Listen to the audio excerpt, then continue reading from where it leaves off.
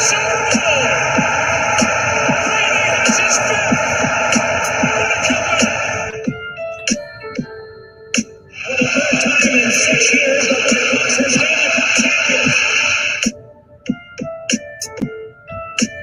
Sox fans have long heard the Boston Red Sox are world champions. This is going to be a tough play.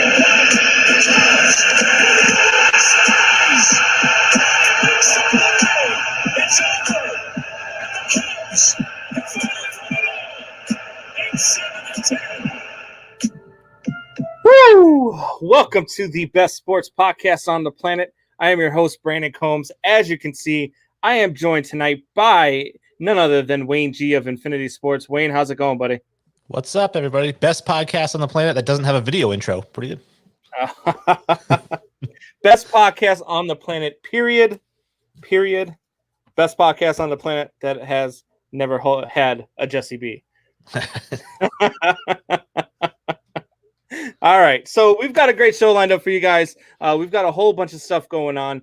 We are going to be talking a lot of football. We're going to be talking football with Professor Leonard, who is going to come on. We are going to do our 3 picks against the spread as well. We're also going to be delving into baseball as that season is starting to get crazy. As a Cubs fan, I am crazy disappointed over their performance over the last week. That offense is not hitting at all. So we're definitely going to dive into that stuff too. But first, as always, is Shop Talk presented by BigDogPoker.net. That's BigDogPoker.net. When you sign up, you deposit your first $50. You use agent code GoCubsGo. That's BigDogPoker.net. Agent code is GoCubsGo. All right, Wayne. So we started off with Shop Talk here. As always, we get the fans engaged. My son always pops up. He's always the first one, always writes in Go Cardinals, and that is a product of Soup Boss. I keep telling him that if he keeps writing it, I'm sending him to Adrian Peterson's house so that Adrian Peterson can deal with that for me. And then Soup Boss yells at me for promoting child abuse, but it is what it is. I know a lot of good things are going on. We've got, NFL tonight. We got Jags and Miami Dolphins.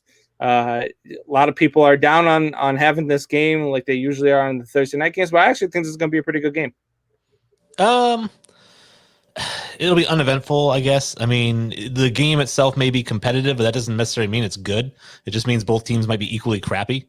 And I think that's what we're going to kind of run into is I know Jacksonville's 2-0 and Gardner Minshew is playing out of his mind right now. But I really think that this is just going to be a messy, sloppy, boring game that if it wasn't Thursday night, if this was on Sunday, nobody'd be watching it. Yeah, no. So, look, to me, Gardner Minshew, there's just something about this guy that you can't help but like him. Like when him and Fitzpatrick tells him, I don't know if you heard it over this week. I'm sure you probably did, but Fitzpatrick said guys who grow mustaches they just grow them because they can't grow beards because they got patchy sides. And then Gardner Minshew goes, I won't say too much. I'm gonna respect my elders, especially when they're much, much elder.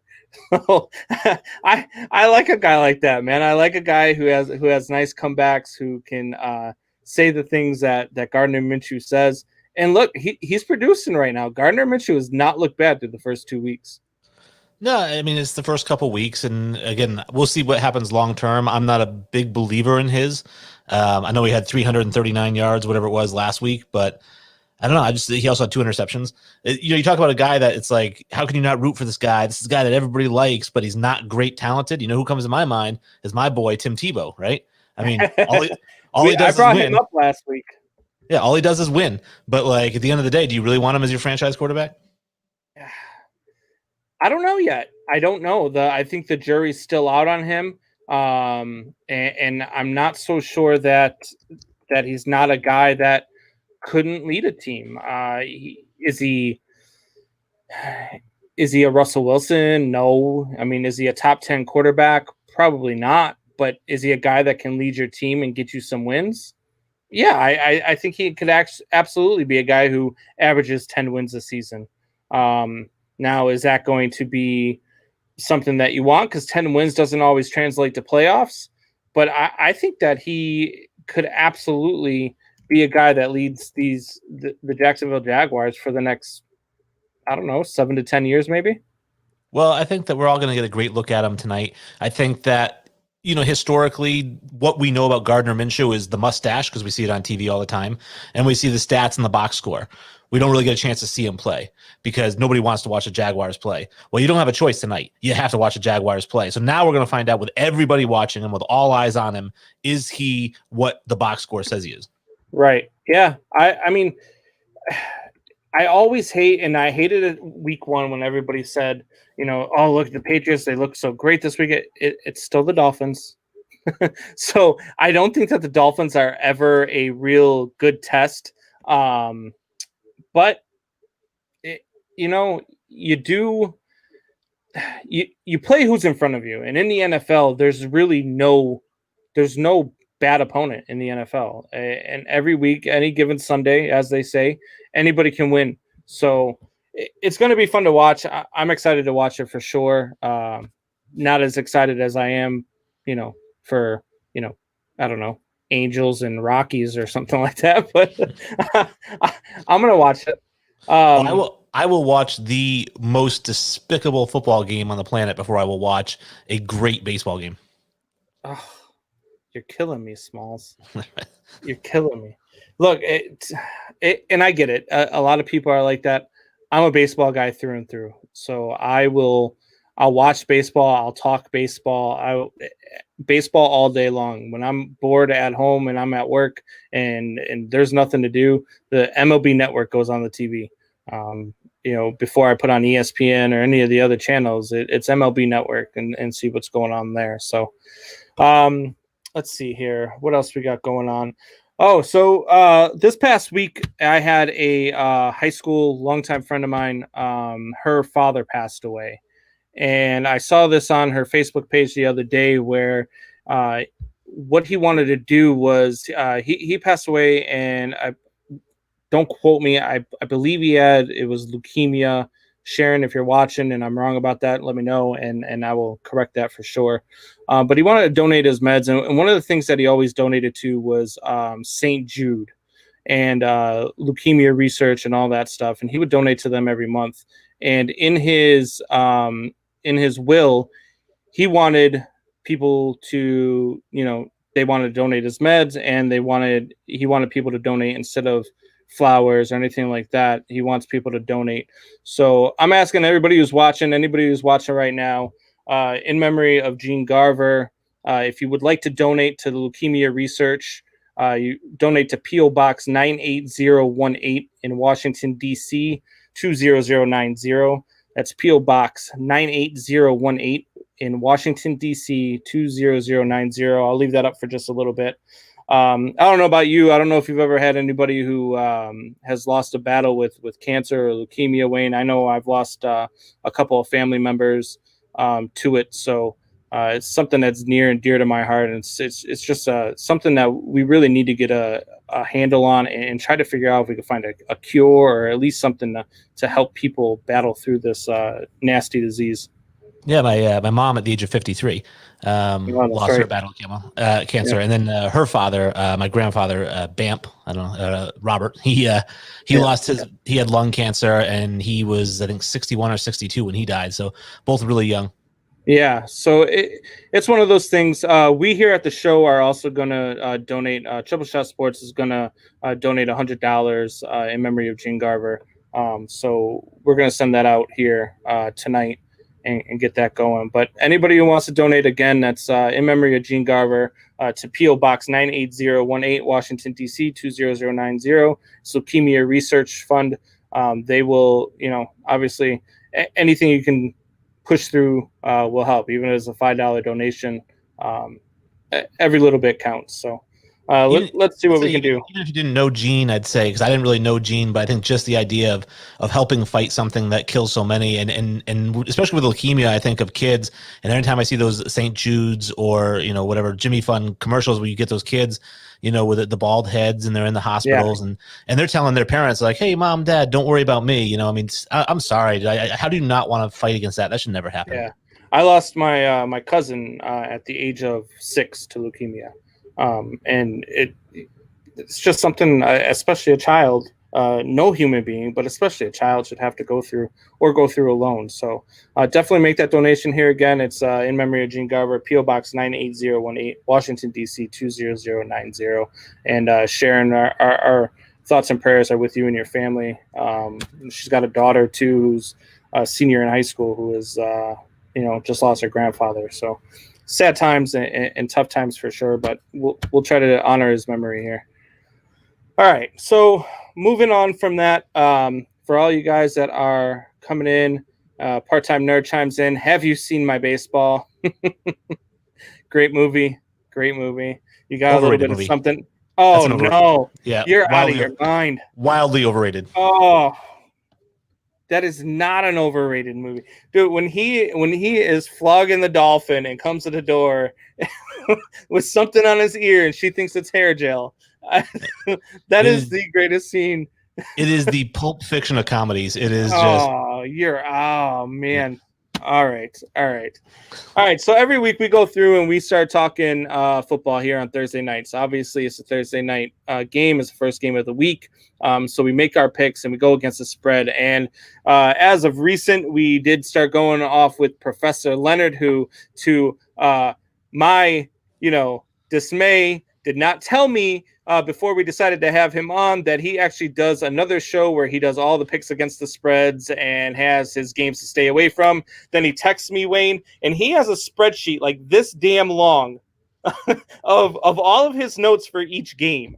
And I'm like, what the hell? Like, I'm just looking at the teams and saying, all right, well, I think this is what's going to happen. And this guy's got a spreadsheet and notes and the numbers, and they worked for him, and they worked for him last week. He went 2-1. I blame James Conner for him going 2-1, but we welcome to the show. Welcome, Professor Leonard. Professor, how's it going, buddy?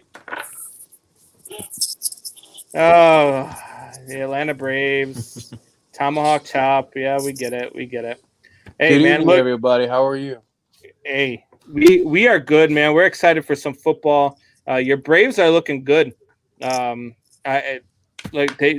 started to worry me a little bit with their pitching, but they're looking good. My Cubs offense decided to I don't know, go into COVID-19, hiding or something. They are not producing right now, but You only need 2 starters for the playoffs. it's true. It's true. We've got 2 pretty good ones, but all right. We're here to talk football, though. The Braves, but that's okay. Oh yeah, that's true. Nice to meet you, sir. How are you?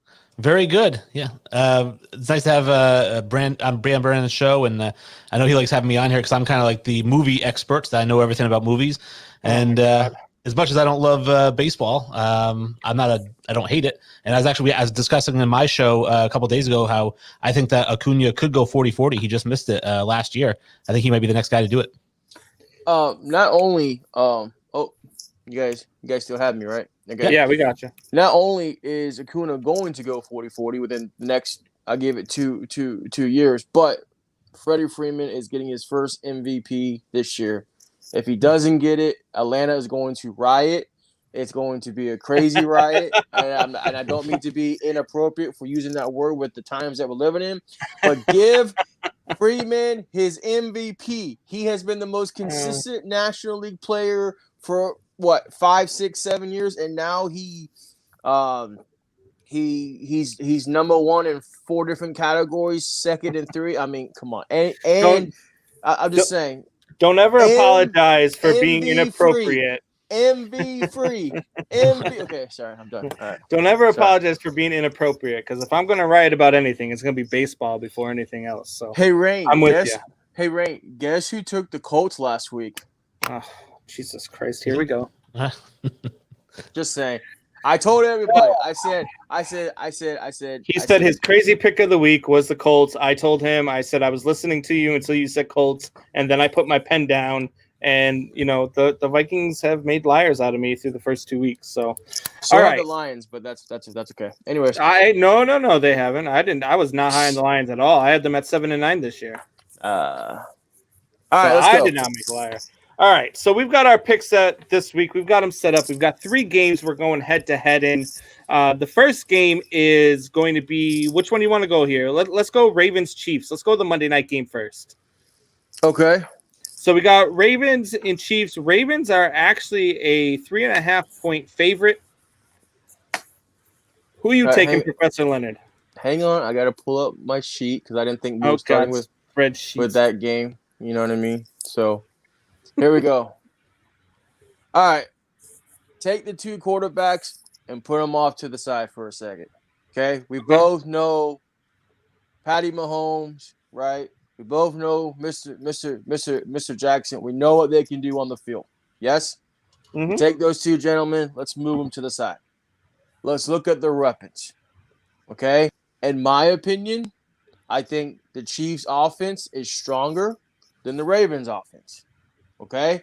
Not just that, but the numbers also show it, right? Passing for the Chiefs are 256. Passing for the Ravens, 244. The run game, again, they're almost identical teams. I say this every week. The way this game is going to go, it's going to come down to the defensive. However, I got to go with the Ravens. I think the Ravens are going to cover with the 3.5 because Chiefs have given up a total of 432 yards on offense versus the Ravens 326 yards. So I believe this is going to be a defense game. This is actually one of my games that I'm telling people to stay away from. I don't like the spread, but because of our arrangement here, I'm going to take the Ravens with the negative 3.5. All right. So last week we went head to head and we didn't pick any games the same. Not one. All three were different. This week we're already starting off bad because I am taking the Ravens and I'm giving up the points as well. I think that the Chiefs last week against the Chargers, they did not show up. They did not show up well. I think that was an aberration. I don't think that's something that's going to happen. I think they ended up going up against a quarterback they did not have time to game plan for because they weren't expecting their starting quarterback to get punctured lung by the doctor, which is another crazy thing we'll talk about later. So I'm going to give them the benefit of the doubt, but I think that the Ravens are a better team. I think that I have the Ravens in the Super Bowl. I have them beating the Chiefs. And I haven't beaten the Chiefs this week. This is one of the 3 losses that I had the Chiefs have in this season. So I'm sticking with that, and I'm going with the Ravens. I have the Ravens in the AFC playoffs, but my AFC playoffs may look a little different than yours. If we can just remind all the viewers at home, this is the same gentleman that also put the Cubs and the Angels in the World Series. But we'll just leave that there. Okay? All right. So, Wayne, what do you think about that one? Yeah, I mean, I understand your guys' logic. I mean, if it was me personally, I would take the Chiefs, and only because you guys were saying that the quarterbacks are basically neutralized, right? One hand washes the other. We're not even going to look at those guys. So it really comes down to, like you said, the defense, but it also comes down to the running game and the controlling the clock. And I love J.K. Dobbins, I really do, and I do like Lamar Jackson. I don't think they want to run him as much as he does run. I think Clyde Edwards-Helaire is the real deal at running back. I think in 2 years, he could be the best running back in the NFL. And I think that he's going to control this game so that Lamar Jackson doesn't get on the field. And you add that with the dynamic passing ability and the weapons that Patrick Mahomes has. I do think the Chiefs are going to win this one probably by 10 points. Oh, wow. All right. Wow, 10 points? Yeah. Michael Buckheiser chimes in, and Buckheiser says Ravens are better September to December 31st. or until they have to play the Titans. All right. So let's get to the next one here. The next one here, we've got Pats and Raiders, and Wayne, I admitted this last week. I was not high on the Patriots. And after watching them, even though they lost on Sunday Night Football against the Seahawks, I was very impressed with them. I was mostly impressed with the way Cam Newton performed after they had that go-ahead score with about 4.5 to go. I was like, well, this is where Cam Newton normally implodes anyway, and this is where he starts, misbehaving on the sidelines and all this other stuff that he does. And he came back, and to his credit, he was 2 yards away from, running it in himself and taking that game. And I thought that the clock management was poor. I thought the play call was poor. So I don't really put that one on him, and I think they'll rebound from that. So we got Pats Raiders this week. Raiders are 5.5-point underdogs. And in this game, these two teams, to me, Professor Leonard, are so close and are so much alike that I just can't give up that many points. I just can't. So I'm going to go ahead and take the Raiders plus 5.5 on this one. Crap. Are we going 2 for 2? We're going. Well, hang on. Let's You gonna just try to talk stop. yourself out of it? I'm gonna try to talk myself out of it. Okay. Rain, if you don't know, I am a numbers guy. Okay, I am an actual professor in real life. That's why they call me Professor Leonard. Okay. I believe that numbers don't lie, and when they do lie, it's a very small margin, right? It's a very small percentage. Again, going back to the numbers, when you're looking at the run game, okay, people as a Titans fan, everybody says, well, you can't give Derrick Henry the ball, for the whole game and run it down the field.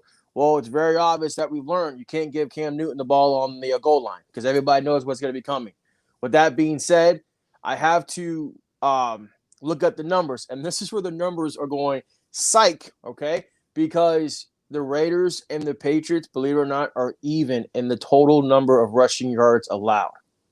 Okay, that's crazy. That right there is a crazy stat to me. Okay, so then we got to look at the passing yards, and what's interesting, the Raiders have given up 290 passing yards versus the Patriots 239 passing yards. Okay, so with all that being said, unfortunately, we're going to tie again.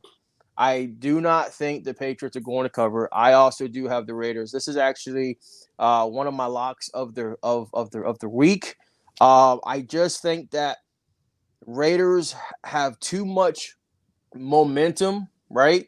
And the team is just what was the name of the gentleman who was on with you last time who said it's all about the team that gets hot at the right time? Unfortunately, I think the Ravens are getting hot at the wrong time. They're hot right now. I do hope that they stay hot, for the franchise. However, I do not see the Patriots covering. And again, I think the Raiders are hot at the wrong time. Okay. And I was talking to Brandon before the show. I said, I actually think that the Patriots do cover. I said, I think that. So we're going against him this week, right? So is this what it is? And I was saying, because my thing was it's just a bad matchup for the Raiders in the sense that the New England Patriots, I think, do have the top defense in the NFL.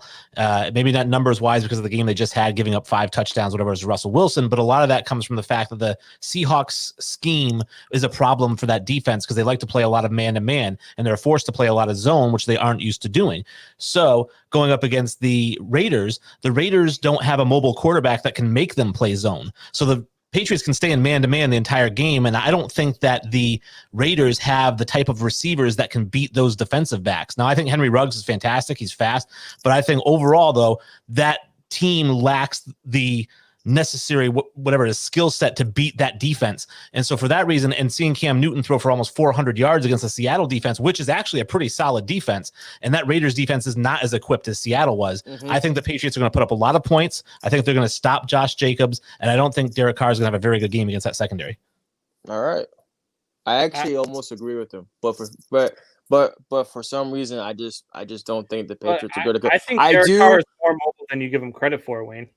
Well, I'm not saying he's a slug, but I'm just saying he's not Russell Wilson. No, but he's sneaky. He's sneaky quick. So I don't know. I think the Patriots are probably going to win the game outright.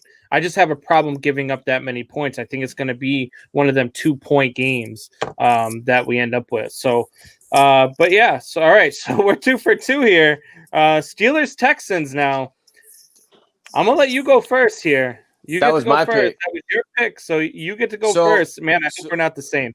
So, Rain, one of the new rules that we added in after Sunday is that whoever wins the previous week can pick at least one game, right, for the next week.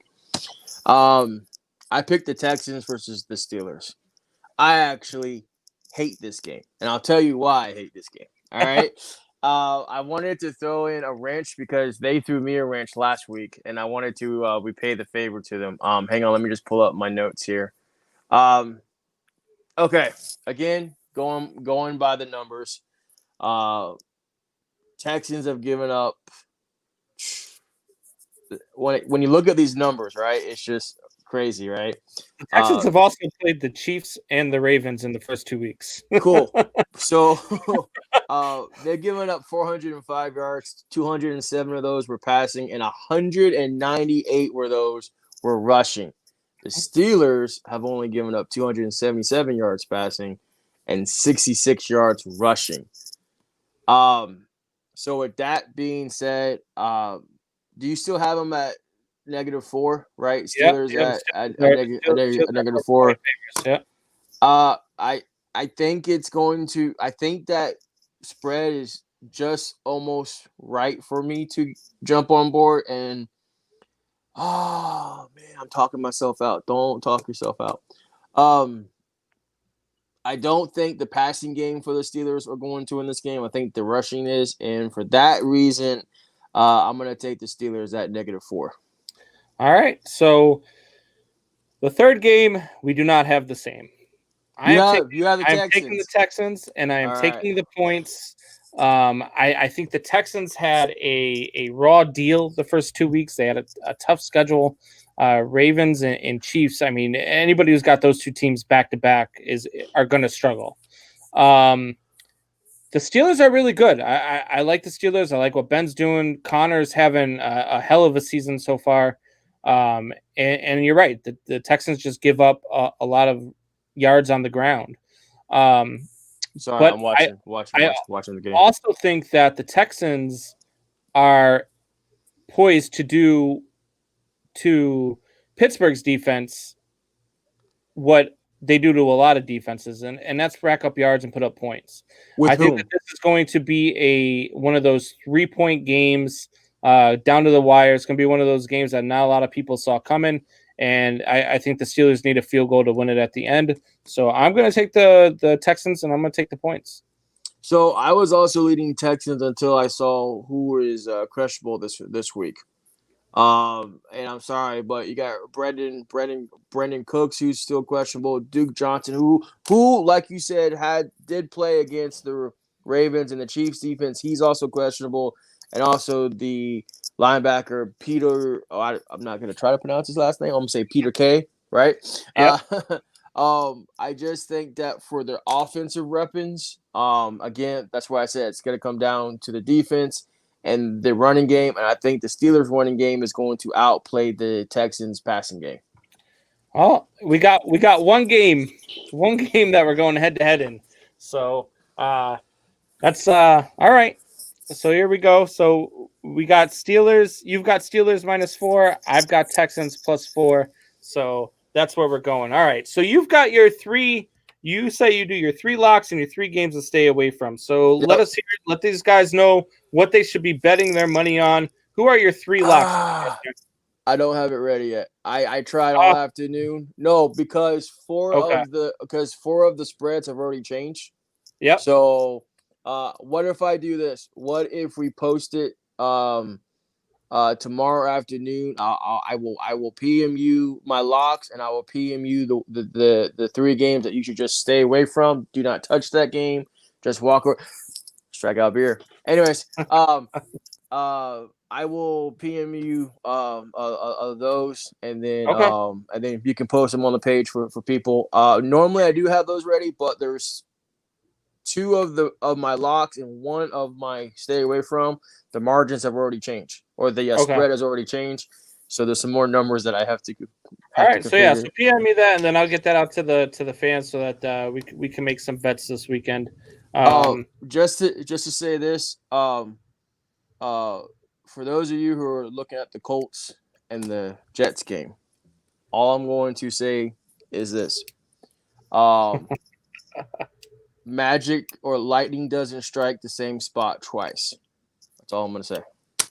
Yeah. Hey, look, that game, that's a huge margin too. I think the Colts are 10.5 points. Yeah, I saw 11.5 when I looked at it just a few minutes ago. No, it dropped down to 10. Oh no, it was at 10.5, and then it went up to 11.5. Yeah. Colts are favored by. That's too many points to give up in the NFL. It is. I don't even. But the Jets are hot garbage. So that's Sully's rule of thumb on my show. He said, anytime a team gets double-digit points, take the points. Yeah.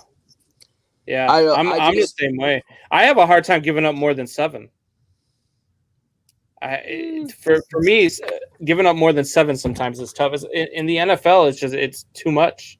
So, all right, Professor. Well, we'll see how we do, and we'll have you back on Sunday, and we will talk about the games, and we will see you there. Hopefully, we have another great slew of games, and just as many surprises as we had first 2 weeks. So I just want to end with this. I'm actually looking forward to the Bears and the Falcons game. I'm really excited to see which 7 minutes of the game that Mitchell Trubisky is going to play in.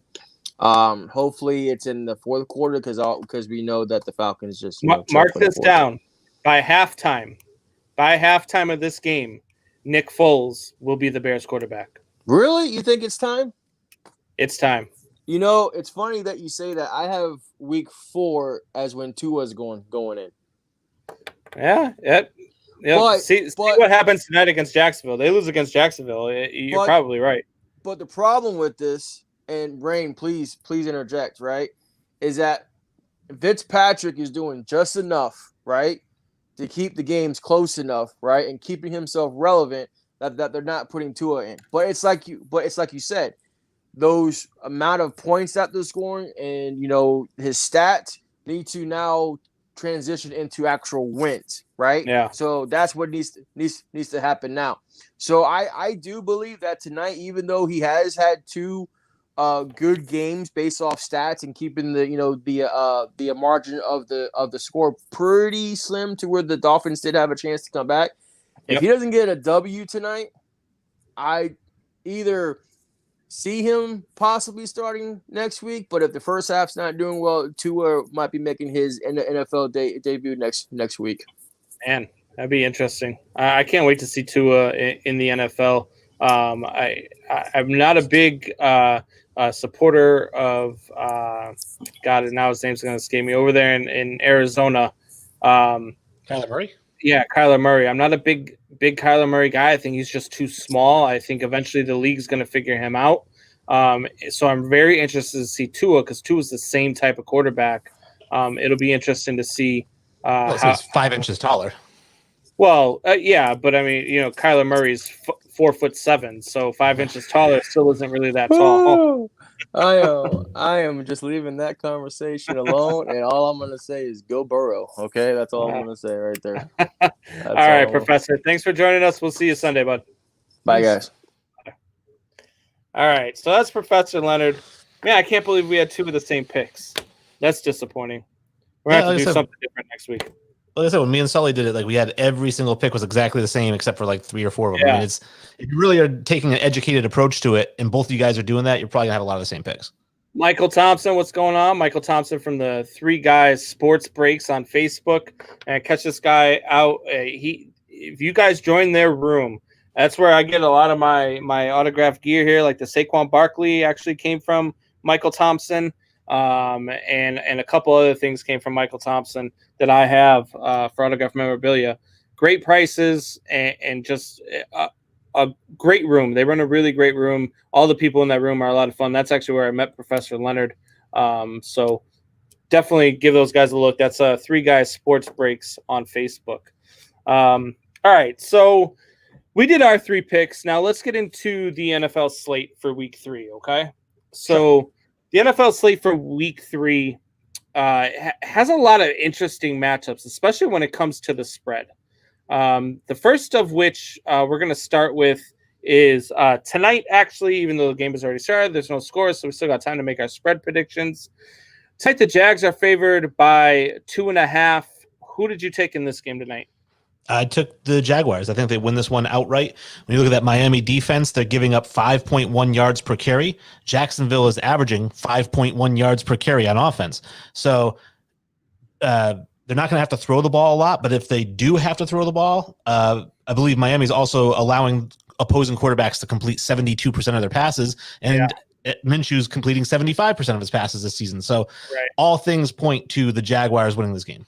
I agree. I took the Jaguars and I gave up the points. And as you made your pick, Ryan Fitzpatrick threw the first touchdown of the game, and it's 7-0 Dolphins. But no, I took the Jags and I took the points too. I'm a big believer in Gardner Minshew. As we talked about earlier, I think Gardner Minshew can actually be the Jaguars quarterback for the next 6 to 7 years. A lot of people don't see that.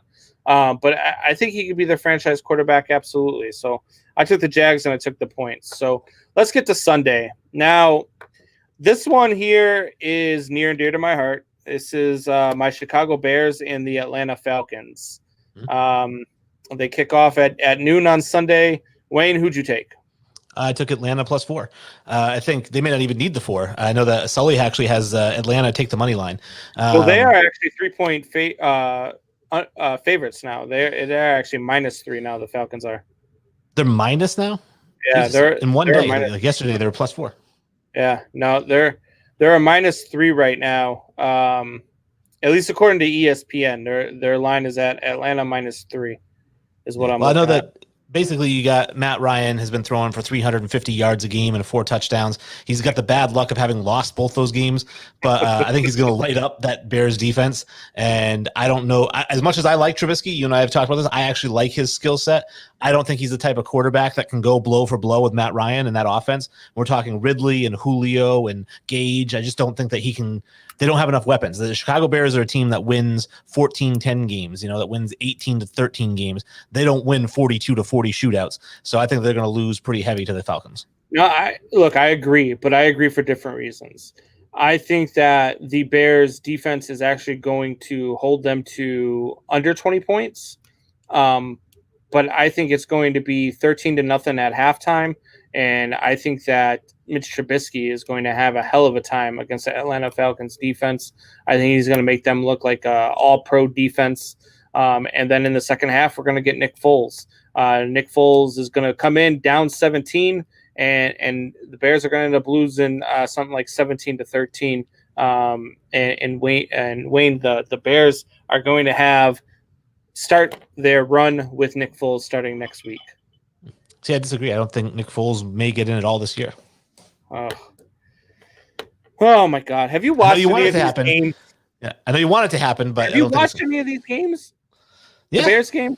Mitch Trubisky has been absolutely trash, with the exception of about 5 minutes in each game. They give me flack all the time. That's why he said 7-minute Mitch, and which 7 minutes Mitch is going to show up, because that's all he gives you in a game. And And last week it was the first 7 minutes, and they jumped out to a 17-point lead, and they held on to it because he was hot garbage ever since. He's not going to have a good week, and Nick Foles is definitely going to be in. If he doesn't play this week, he'll definitely be the starter by start of next week for sure. So, all right, moving on. We've got the next game here is Rams and Bills, and this is an interesting one. Both teams 2-0. Both the Rams are 1-0. away from Los Angeles. The Bills are 1-0 at home. So something's got to give here. And the Buffalo Bills are 2.5-point favorites. Who you got? I have the Rams. I said take the Rams and take the points. Obviously, Higbee looks unstoppable as a tight end. He's a guy I really tried to get in fantasy this year, and somebody grabbed him right before me. He's a really, really, really good tight end. And that, plus they have the 2 wide receivers, Woods and Cooper Kupp. I mean, you don't think of them as big names like Julio or DeAndre Hopkins, but every game I watch, they have 7 or 8 grabs. They catch everything. And Goff is actually a really good quarterback. I think he had a bad down year last year. I like the backfield. I like Brown and I like Akers. As far as who are they playing at the Buffalo, I love watching Josh Allen throw the ball because it's amazing to see a tight spiral go 75 yards. Mm-hmm. But it usually goes 75 yards into the dirt or the ground. He completes 59% of his passes, for his career. This is a guy who's not an extremely accurate. I know he's got Diggs out there, and Diggs is great, and that's a help. I think that their defense is solid. Their running game is okay. But overall, I just think the Rams are a better top-to-bottom team, and that's from a guy who had the Rams at 4-12 to believe enough in them to put them over the Bills. Yeah, I disagree with you. I'm taking the Bills, and I'm giving you the points. I'm -2.5 for Buffalo in Buffalo. I disagree with you with Josh Allen. I think that this year he's got, like you were talking about, yes, he's got Stephon Diggs, but he's also got John Brown. And they've got weapons there. They've got a really good run game. They've got a really good offensive line. They've got a very, very probably the most underrated defense in all of the NFL. So I'm absolutely taking the points. The Rams are always that team. If you remember last year, they started 3-0 and finished 9-7. They are that team that takes advantage of good matchups, and that's what they do. That's all that they do. And so if you're talking about a quarterback that is probably prone to have a bad game, I'm going to take Jared Goff before I take Josh Allen. So I took the Bills, and I'll give you the points. Next game, moving on, we have another interesting one. So we have the Washington Redskins and the Cleveland Browns, and the Cleveland Browns are the Washington football team. The Washington not Redskins anymore. Sorry. The Washington not Redskins anymore are 7-point underdogs here. I'm taking the Washington not Redskins anymore, and I'm giving you the points. I think they've been impressive, though they did get handled last week by Arizona. I still think the Browns are the Browns. I think the Browns are just that team that's. I don't think that they're ever going to be much more than 8-8, and so I'm very impressed with Washington. I'm not impressed with Cleveland. I'm taking Washington, and I'm taking the 7 points. Cleveland probably wins this game, but they're not going to win it by more than 6 points. Well, that's why I would take Washington in the points as well. I think Washington could win this game outright, but in the event that they don't, I don't think it's going to be a blowout by Cleveland. I think that Washington's defense is very legit with Montez Sweat and with Kerrigan, and they just get after the quarterback. And if there's one quarterback who's shown that he's not great throwing under pressure, it's Baker Mayfield. If there's receivers who show that they can't catch the ball, it's Odell Beckham Jr. and Jarvis Landry. So I think that as much as I love the Browns running game, because that two-headed monster is just insane, I think they're going to keep trying to throw the ball. I think that Baker's going to get sacked 4 times, and I think that the Washington football team will win the game outright. But like I said, if they don't win the game outright, that 7 points has got you covered. Yeah. There's no way I could give up 7 points there. Not for Cleveland. I think we both got that one locked down. Moving on, we got the Titans and the Vikings. Look, I was a big believer in the Vikings before the season started. I picked them in week 1 to beat the Packers. I picked them last week to rebound from that loss to the Packers. So, the old saying, fool me once, shame on you. Fool me twice, shame on me. It's not going to happen. George W. Bush there. It's not going to happen. It's not going to happen a third time. I'm taking the Titans, and I'm giving you the 2.5. I'm doing the same. We tried to warn you over at Infinity Sports about the Minnesota Vikings. I think we all had them at like 5-11, or we just said this team is not that good. And you're like, you're kidding me. You guys know what you're talking about. They're just not that good. They still have Kirk Cousins at quarterback. They're not a great team. Dalvin Cook's coming in out of shape because he was holding out and he wasn't working out while he's holding out. So I think that you're going to the Titans now. You got Derrick Henry, who looks like an absolute monster. But more importantly, Ryan Tannehill looks like the most accurate passer in the league. I mean, he's insane. He's hitting all those tight windows. You can't cover a guy any tighter than these guys are covered, and he's hitting them right in the hands. I mean, he looks unbelievable. And I'm not a Tannehill fan. I thought they were stupid to give him that money. I was wrong. I'll eat crow on that one. He looks great, and I think the Titans win this one. He does look great early, and I'll give it to you. I mean, you guys did say that. I do also remember you guys saying that because we did talk about it early, and you guys said there's not going to be any Dalvin Cook, but if they get Dalvin Cook, they're probably a little bit better. They do got Dalvin Cook, and they just – I don't know what it is, man. I know the secondary is young, and they've been getting eaten alive in the secondary. But this team should be better than what they are so far, and they're just not, and it's really surprising to me. It's kind of like your Patriots take. You see, you're over here talking about how you said the Patriots were going to be 11-5, but I remember when Cam Newton got signed, and I said, yep, Cam Newton's going to be the starter. You said, no way, it's going to be Josh Stidham. They're 11-5 with Josh Stidham, 6-10 with Cam Newton, and now you're all boasting. You're all boasting. No, you did. I've got it. I've got it on Facebook. I'll pull it up and I will send it to you on Messenger. You said 6-10 with Cam Newton, 11-5 with Josh Stidham. So I don't want you. I do remember saying 11-5 and Josh Stidham, and I'm still a huge Stidham fan, and I think that he's going to be a superstar in the league. But that said, I don't remember saying 6-10 for Cam Newton. I think that this is an 11-5 team, regardless of which one of them is the starter. They have different skill sets, and obviously Josh McDaniels could utilize either skill set. I also said before the season started, before we really got into it, that Stidham needed one more year as a backup. I thought it was going to be behind Tom Brady. It wasn't, unfortunately. It's behind Cam Newton now. I thought he was going to beat out Cam Newton for the starting job, but I guess he still needs that 1 year. But after 2 years as a backup, I'm telling you, this guy's going to be an absolute superstar. He's the Patriots quarterback next 10 years. I think he's going to have more than 2 years, because if Cam Newton keeps playing the way Cam Newton's playing, they're going to re-sign him in New England. No. Okay. Unless he signs for $1 million again. All right. We'll see.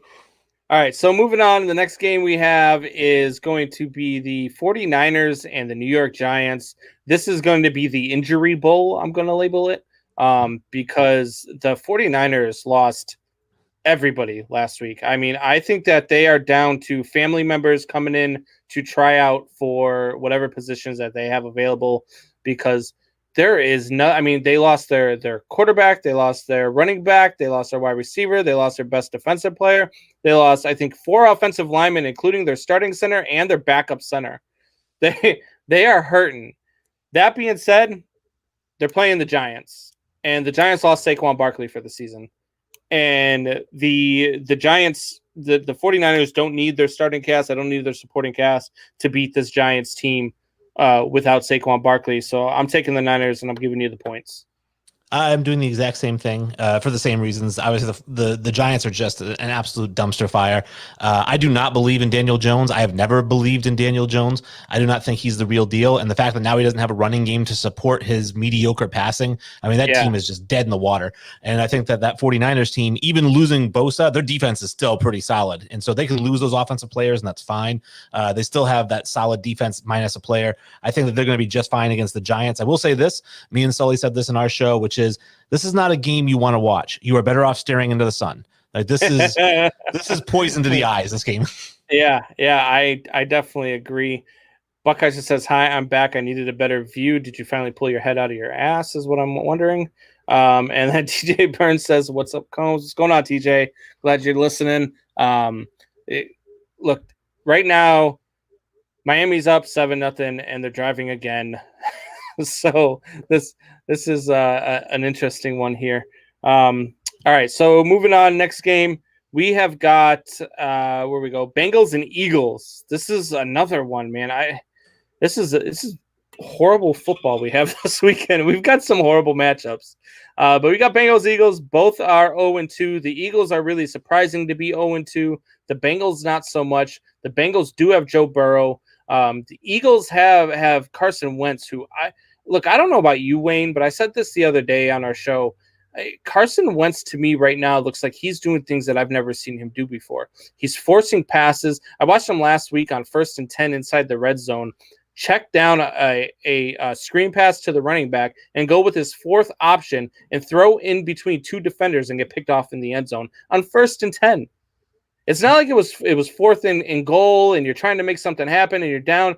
It was 1st and 10, and he's making mistakes. And that's not Carson Wentz. That's not what Carson Wentz does. He fumbles the ball a lot, but he doesn't throw a whole lot of interceptions, and he's been doing that a lot lately too.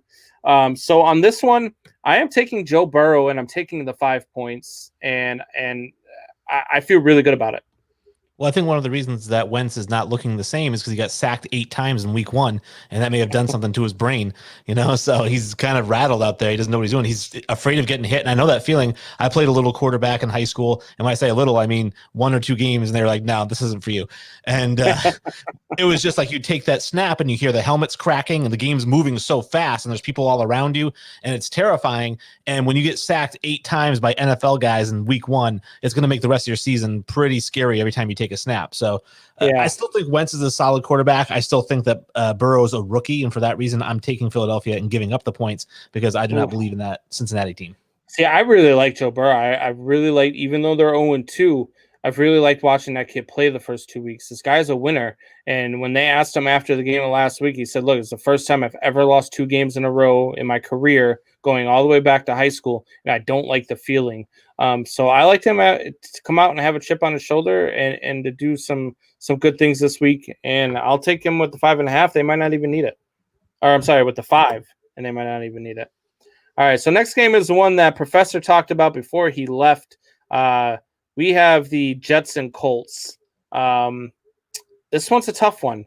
You got the Colts minus 11.5 right now.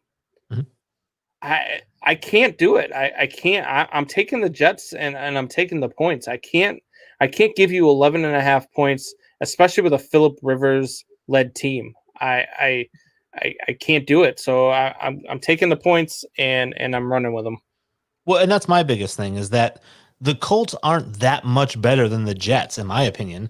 I mean, I know the Jets are bad, but I mean, it's not like the Jets versus the Chiefs, in which case, okay, 11 makes sense, but it's the Colts, you know? And so I do think the Colts are going to win. They're just not going to win by 11. Yeah. Dolphins just went up 14-0. Yeah. The Falcons were up 28-3 in the third quarter. They were up 39 to 30 with 2 minutes to go last week. Freaking jackasses. I was so excited because I was like, that whole division is going to be 0-2 with the exception of the Washington, not Redskins anymore, and they're going to be leading the division at 1-1. I was so excited for that to happen because the Falcons and Washington are in different divisions. No. I wanted because Falcons were beating Dallas and they were beating them good. So Dallas was losing, the Eagles were losing, and the Giants had already lost to the Bears earlier in the day. I'm like, this whole division is going to be 0-2, and the Washington, not Redskins, are going to be leading this division. It's going to be great. But no, the Falcons did it again and gave up a big lead, as they love to do. Anytime I see the Falcons are up big, I'm going straight to my bookie, and I'm putting $100 on them to lose the game. Because at some point, I'm going to strike it rich. I mean, it's unbelievable how bad they are when it comes to that. So, all right. So Panthers Chargers is the next game. Panthers Chargers. Chargers are 6.5 point favorites. I'm giving up the points. I'm taking the Chargers. I'm giving the 6.5. I like the Panthers. I thought that they were going to be better than what people thought they were going to be. But you've got no Christian McCaffrey for 4 to 6 weeks.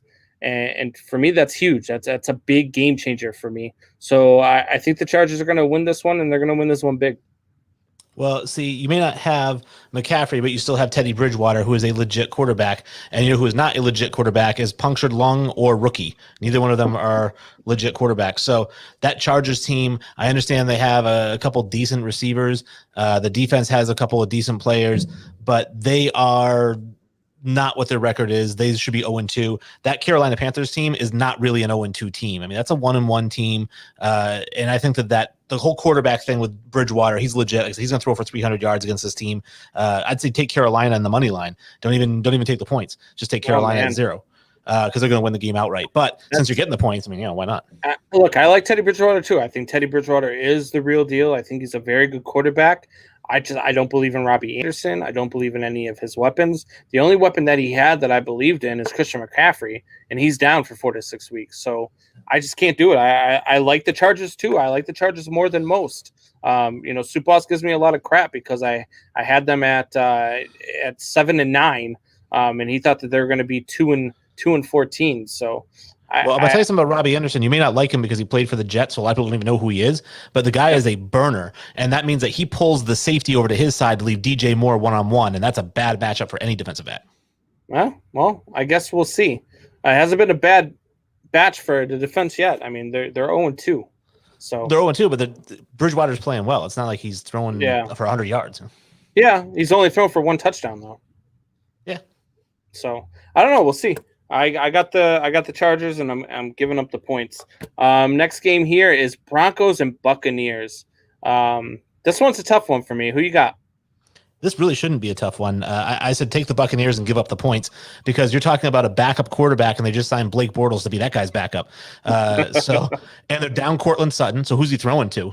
Jerry Jeudy. I mean, you got nobody to throw to. You got Melvin Gordon back there, but Lindsey's hurt. So now the two-headed monster's gone. So you can just load up the box on a guy who doesn't really know how to play quarterback, and Tampa Bay's got a good defense that can load up the box, and their defensive backs are solid, and they have to cover like second string receivers now. This is gonna be a blowout. I'd say Tampa Bay probably by 14. You say who's he going to throw to? Jerry Jeudy is a very good option, but Noah Fant is a guy that a lot of people aren't talking about, and they need to start talking about this kid. So far, he's at 9 catches, 138 yards, 2 touchdowns. He's a solid receiver, and he's better than people are giving him credit for. That being said, I like Tampa, and I'm going to give away the points too. I really like Tampa. I think Tampa's the best team in the NFC South. I feel like they're the best team in the NFC. So I'm giving up the points and going Buccaneers -6. Next game here is another one that is just, I mean, I think it's going to be over before halftime. We have the Cardinals and the Lions. Cardinals are giving up 5.5 points. Who'd you take in this one? I'm taking the Cardinals, and I'm giving up the points. Unlike you, I am a humongous believer in Kyler Murray. He was an MVP pick for me before the season started. This guy can throw the football as well as anybody. He's got a Josh Allen type arm, and he's only 5'8", and Allen's 6'5" or whatever it is. But he's got that kind of arm. He is extremely mobile, and like Russell Wilson, I call him Russell Wilson 2.0. Now, I'm a basketball guy in the same way that I say that Trae Young is Steph Curry 2.0, meaning that he's a better version of Steph Curry. Kyler Murray is a better version of Russell Wilson. And I think that he's got the weapons over there with Fitzgerald as just the possession receiver when you need him. You got Hopkins, who is the best receiver in all the NFL. You've got Kirk, who is a burner. These guys are legit top to bottom. Isaiah Simmons on the defensive side of things, Budda Baker, who tackles anybody who's near him. This is going to be a really, really not close game. And so I say give up 5.5, maybe even buy a couple extra points against yourself and buy it up to -7.5. Yeah. I'm definitely going to buy this one up. And the Cardinals, I'm giving up the points. Look, the Lions, a lot of people were high on them. I didn't see it. I didn't see where people were high on them. I know on your show, you guys were high on them preseason. I'll never forget Sully telling me when I said the Lions didn't do anything to get better. I don't see what you see in them. And he goes, except get their quarterback back. Well, that's great. But he ain't got no weapons to throw it to. He doesn't have anything to throw to. And he's still playing really well. Don't get me wrong. They're not losing because of Matthew Stafford. They're losing because they have no weapons around Matthew Stafford. They can't pass protect for him. They can't run block. They can't play defense. This team is atrocious. So I'm taking the Cardinals and I'm giving up the points. So two-part question about that, because we talked about it on our show. I'm curious to get your take. Does Matt Patricia last the rest of the season? Yes, because in the NFL, not a whole lot of coaches lose their job mid-season. You have to be extraordinarily bad and have a bad taste with your front office. I don't think that's what it is with Matt Patricia. I think Matt Patricia has a good relationship with the front office. I don't even think that it's Matt Patricia's fault. I mean, there's no weapons. They haven't. He has the worst record in the NFL over the time he's been the coach. They've done nothing. They haven't given him anything to work with, though. I mean, look, Matthew Stafford could be a top 10 quarterback, but he's not a top 10 quarterback because he doesn't have anything around him. And I know that's not always an excuse. Tom Brady made a career out of being a good quarterback and making something out of the players that are around him that weren't big names. But that's not something that Matthew Stafford can do. You have to build around Matthew Stafford in order to win, and they've had the chance to do so. They even had Calvin Johnson for a little while, and Calvin Johnson and him were great, but they had nobody else, so everybody was double teaming Calvin Johnson, which is why he retired, because he was so damn tired of being mediocre when they could have been great. They had something great, but they're going to continue. I don't think that they fire Matt Patricia, though, halfway through the season. Maybe as soon as the season's over, but I don't think halfway through the season. I think if anybody loses his job halfway through the season, or even this week, is if the Falcons go out and lay an egg against the Bears and Mr. Trubisky looks amazing or something, then I think that the Falcons will probably fire their coach, maybe at halftime.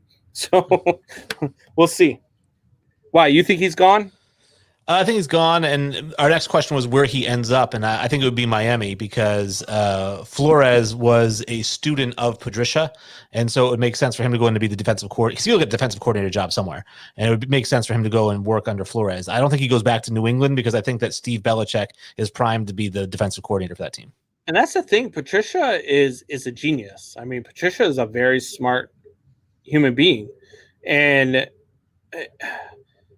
he was a very good coordinator in New England. I think he'd be a great coordinator again. I think he'd be a good head coach again, given the right team and the right around him. He's a defensive mind, but he's got no defense with him.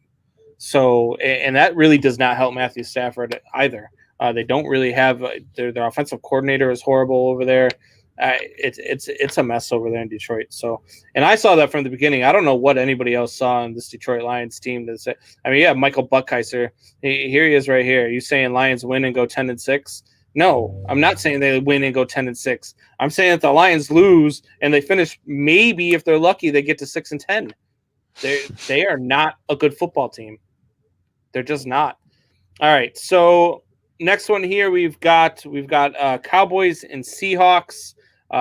This should be the Sunday night game, but it's not because of Packers and Saints. Seahawks are laying 4.5. I'm going to take the Seahawks, and I'm going to give up the points. Look, I know Dak Prescott and the boys came back from a huge, a huge deficit last week against Atlanta. It still baffles my mind that they came back and won that game. But that won't happen against Seattle. Seattle's not the Atlanta Falcons. Seattle's too good to give up a lead. They're going to jump all over them just like Atlanta did, but they're not going to give it up. I see Seattle winning this game by at least 2 scores, if not more. So I took Dallas in the points, and I think Dallas might win this game outright, honestly, because I think that Dallas has all the tools to do it. Now, I love Seattle, but I also just watched Seattle give up, 400 or 500 yards of offense to a New England Patriots team that doesn't have Ezekiel Elliott, that doesn't have Amari Cooper and CeeDee Lamb and Michael Gallup, that doesn't have a defense that features 4 Pro Bowlers.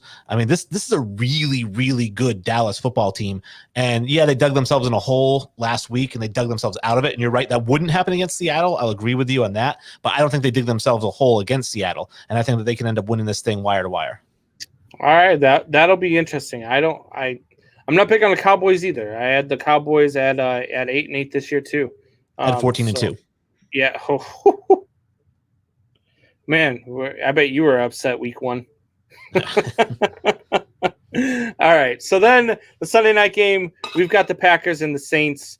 This is going to be a really good one. And as much as this makes me want to throw up in my mouth, I'm taking the Packers and I'm taking the points. The Packers have surprised me. Why they've surprised me, I don't know. I thought the Jordan Love thing was going to cause more of a rift than it has. They are without Devontae Adams, I believe, if I'm correct. So that does throw a wrench in there a little bit. But Aaron Rodgers keeps finding a way to win. And the Saints are coming off that loss to Las Vegas. I think that they win this one outright, but I think it's a really close game.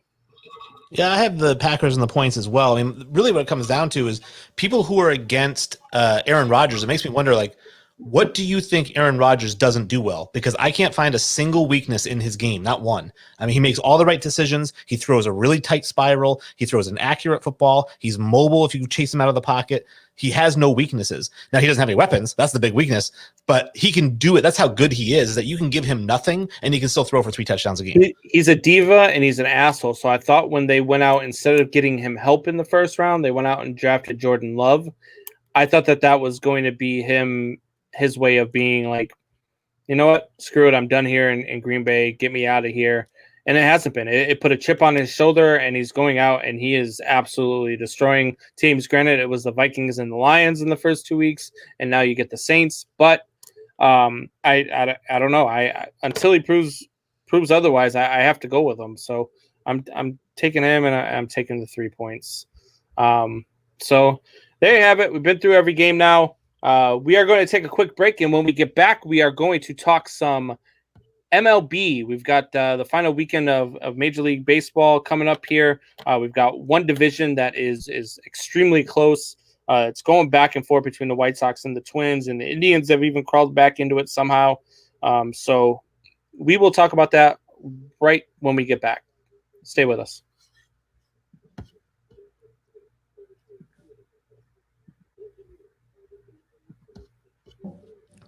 You think depression means someone is weak? You better think again. Listen, friend, living with depression is when you keep waking up wishing you didn't. Then using all of your strength within to lift that 2,000-pound bed sheet off you, when in reality it's paper thin. Another day begins by looking in the mirror, unclear of when or if those thoughts you hear to end. It all will never end, but there's no time for that. You're running late again, so rinse your face off then. Put your car in gear, and here we go off into the real world, where it's time to pretend. Your time to put that plastic smile on again, and pray to God for the strength to pour into your friends, so hopefully they won't see you falling apart within. Because how can someone who needs help possibly be helping them?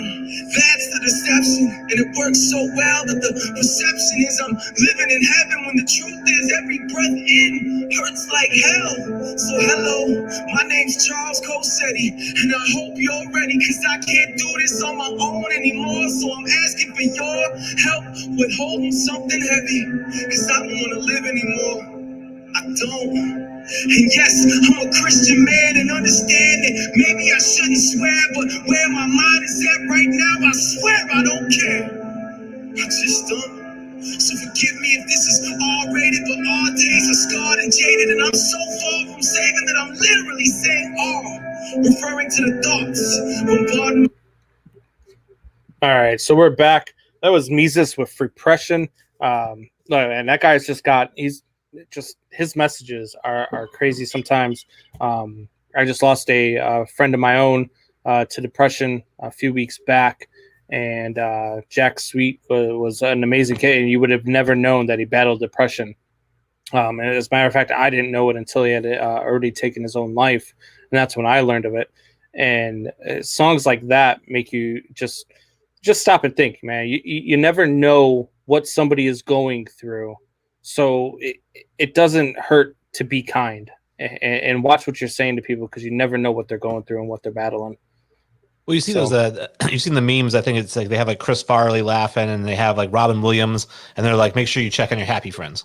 Yeah, absolutely. And that was Jack. I mean, Jack was one of those guys who would make you smile all the time. He had a nickname for everybody. We played a lot of softball together, and he was just that guy, and touched a lot of people's hearts, and it showed with the outpouring of support for him after, which is always sad, because it's just at that point it's just too late. So, but as always, just check on your friends, and if at any point you need someone to talk to, we'd much rather hear about your problems at 3:00 in the morning than to hear that you're not with us anymore at 3:00 in the morning. So always feel free to reach out. All right, so we get into some MLB talk, and it's the final weekend of the Major League Baseball season, Wayne. And I know you're not a huge baseball guy, but look, I'm super excited about what's going on in MLB. This new format, the 8 teams for this year, was a great idea. You've got the top 2 teams in each division, plus 2 wildcard teams in each league. It's going to make for a whole lot of fun. And I'm on record in the National League, so the Dodgers are running away. They've already clinched the best record in the league. They are really close to clinching the best record in all of baseball. But I'm also on record as saying they don't want to see the Cincinnati Reds in a 3-game series in the first round of the playoffs. The wild card round is going to be a best of 3. The home team, the higher seed, is going to host that series. And the Reds, the Padres, and for me, the Marlins. The Cubs right now, if they had to go and face the Marlins in a 3-game set, which is what it would be if the playoffs started today, the Cubs would be in some trouble. I don't know how much more I can say this, but it's going to be fun. And we're going to get basketball like we got hockey, or I'm sorry, baseball like we got hockey. We're going to get it from noon till midnight of playoff baseball. It's going to start at noon. They're going to have 4 games each day. I think next Thursday is the day where both leagues coincide, where they don't have an off day and they're playing at the same time. You're going to have 8 games that day of playoff baseball. It's unbelievable. I'm really excited about it. Who's surprising you so far? Yeah, I mean, you'd ask me, biggest surprise, biggest disappointment, whatever. When I was looking at surprises, I actually had 2 surprises. I actually went with individual players as opposed to teams necessarily. The 2 biggest surprises I had were Shane Bieber, going 8-1, 10 quality starts, 1.63 ERA, 14.9 Ks per 9. This isn't a power pitcher that throws 98. This is a guy that throws 93, and he has good off-speed stuff. Right. And just last year he had like a 3 point something ERA, and just to come out and completely dominate this year, he surprised me. And then the other one, of course, was Luke Voigt. 21 home runs, slugging percentage of .622. He hit 21 home runs last year and 500 at bats. He's got 21 home runs this year and 200 plate appearances. So I mean, this is a guy who was a 32nd round pick. Nobody even knew who he was, playing on this Yankees team that everyone thought was toast because they got so many injuries up front, and he comes out and leads the major leagues in home runs. Yeah. No, look, for me, I went with teams. I didn't go with players. For me, it's the Miami Marlins, man. I don't know how this team can't be surprising you. They, to be where they are, especially the joke that they were the last few years in Major League Baseball. And then the first week of the season, they end up being the first ones with COVID. They had to sit out a week, get all the tests right, and get there, and then make up those games. And they're sitting here at 28-28, looking like they are going to be the number 2 seed in the National League East. That's amazing to me. I didn't have them in this race. I thought the Phillies and the Mets and even the Nationals were much, much better. I said the Mets were going to be a sneaky good team. They've disappointed me a little bit. The Philadelphia Phillies, I don't know what's going on with them. The fact that they might even miss the playoffs again is astounding to me because they've got a lot of talent. They just can't seem to put it together there. I don't know what's going on in Philadelphia. I'm not sure if Bryce Harper is rethinking his decision to leave Washington, but it is really bad in Philly right now. So the Miami Marlins are definitely my big surprise. My biggest disappointment for me, even though they've turned it on as of late, is the Los Angeles Angels. I had them in the World Series. I thought the addition of Rendon to the lineup with Trout was going to, and not only that, but adding Joe Madden, I thought was huge for them. And I thought they were going to, win the West. I thought they were, Oakland was going to finish second in the West. I thought they were going to battle it out. But I was wrong. They've come back on. They've still mathematically alive for a playoff spot, but it's not looking good. We have one division that is really, really close.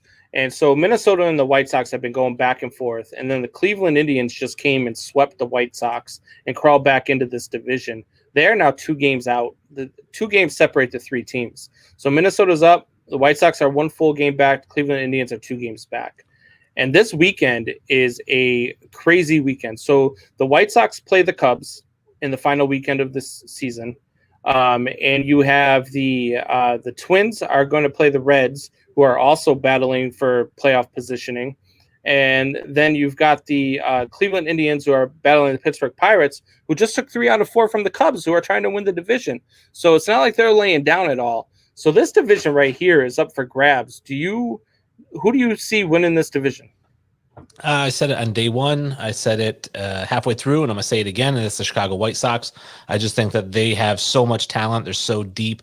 The other 2 teams, it's great that they're playing well, but at the end of the day, I think it's stars that win games. And when you look at the White Sox and between, Abreu and Moncada and Anderson, and then you got the pitching staff, I just think that they're a much better star-studded team, and stars are the ones that win games. You don't win games without stars. Yeah, I mean, I would have agreed with you had they had the lead heading into this weekend. The fact that they're a game down, the Cubs need to win in order to win the division and not have to go, back. And not only that, but they've got a guy who's poised to be a Cy Young candidate in Yu Darvish going tomorrow night. And then they've got John Lester going on Saturday night, and that could be the game that clinches the division for them. So I'm not so sure that's a lock. I think that the Twins might actually take this division. And a week ago, I said that the White Sox were starting to run away with it. It's completely surprising me. The White Sox at one point had a 3.5 game lead on the division, and it looked like it was over. And they've gone cold. So I can't explain why they've gone cold, but they've gone cold. I think that the Indians the Twins playing against the Reds is kind of a tough thing for them too. I think Cleveland, even though they're 2 games out, can sneak in there and win this division this weekend. Yeah, maybe. I'm still betting on the White Sox. Again, that's my limited knowledge of it, though. Is like maybe it has to go back to me being a kid and being a big White Sox fan because I'm a Bo Jackson, Frank Thomas guy. Right.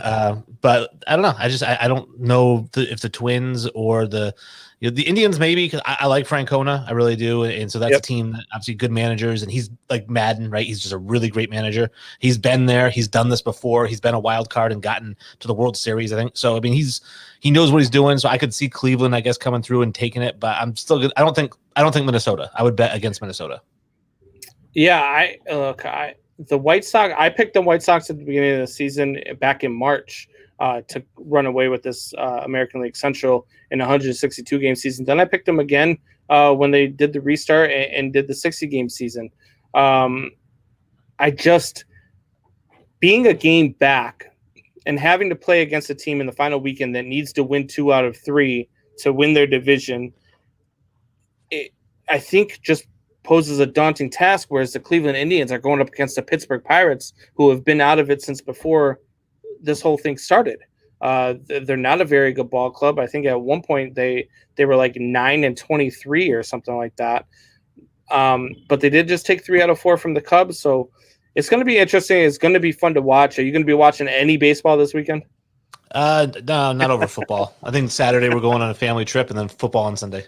Yeah, and yeah, I figured you would say basketball. I figured you'd say you'd be watching more basketball this weekend because you're a basketball guy. But not until the finals. Yeah. So at the beginning of all this, who was your pick to win the World Series? Well, if you remember, we did a show, the two of us before, and that was one of the questions, like, let's pick teams. And I had picked from the NL, I had picked the Dodgers, and I'd also picked the Washington Nationals. That's my biggest disappointment, by the way, 23-28, where we were last in the division. So I'd picked them. And then on the American League side, I think I picked the Yankees and I can't remember who the Angels, who obviously no chance. Yeah. So looking at all of them, I mean, the Dodgers obviously look great. I mean, that was the easy pick for anybody. And then, I wouldn't be surprised if the Yankees get there. And that's going to get to a question in way or no way. We'll get to that. But I wouldn't be surprised if the Yankees win the American League. Yeah, I wouldn't be surprised if the Yankees win. The American League, to me, is wide open. I think you've got 4 teams that can really do it. I think you got the White Sox, the Twins, and I think you got the Yankees and the Rays. I don't think Oakland, even though they've had a great run, I don't think that they're good enough to win the American League. I don't think the Indians are good enough to win the American League. And whatever team gets in as the second wild card, whether it be Houston, Seattle, or the Angels, none of those guys are good enough to win the American League. So I would at the beginning I picked White Sox, I picked Cubs and Angels. Right now, if I had to pick again and redo the pick, obviously I'm not having the Angels. I don't even think I'd pick the Cubs. I think that for me it's interesting. I think the Braves are a very interesting pick, who Soup Boss picked at the beginning. I don't know if they have enough pitching.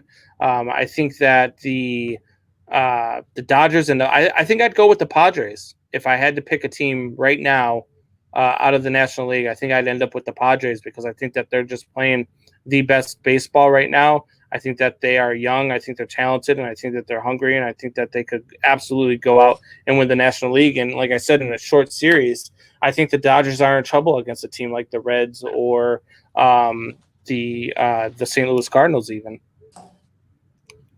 Yeah. So we'll see how it goes. Like I said, I don't really follow it as closely as you do. Like I said, it's just kind of a casual thing. I check the box score, I check the standings, but I mean, I don't know. I just think the Yankees have all the star power. And I just mentioned stars win games, which is why the White Sox, I picked them to win that division. But I think that that if you go with the Dodgers and the Yankees, I think that would be the 2 biggest star-studded teams. I mean, it makes the most sense. What do you think would be the most fun World Series to watch? So, in way or no way, I thought we were going to get into, is the best thing for baseball, San Diego and Tampa Bay. Right. I was going to kind of go into who I think actually, I don't think so. I was going to go into who I actually think would be. But, the most fun, I mean, I don't know. I don't know what fun is, I guess. I don't care about underdogs. I'd have Padres and White Sox for most fun. When you're watching 2 young, scrappy teams that play baseball and have fun while they're playing baseball, I think that they'd be the most fun. Yeah, I don't know. For me, fun is teams that have guys that throw 100 miles per hour. That's fun to watch. Guys who hit 50 home runs. That's fun to watch. Yeah. All right. So you're Yankee. So then Yankees and Dodgers would be fun for you. Yeah, I guess so. Okay. A bunch of home run hitters, a bunch of 100-mile-per-hour pitchers. All right, guys. So we're going to take another quick break, and when we take a quick break, when we come back, we are going to get into some basketball and some hockey real quick, and then we will get to way or no way. So stay with us. We'll be back here in 30 seconds.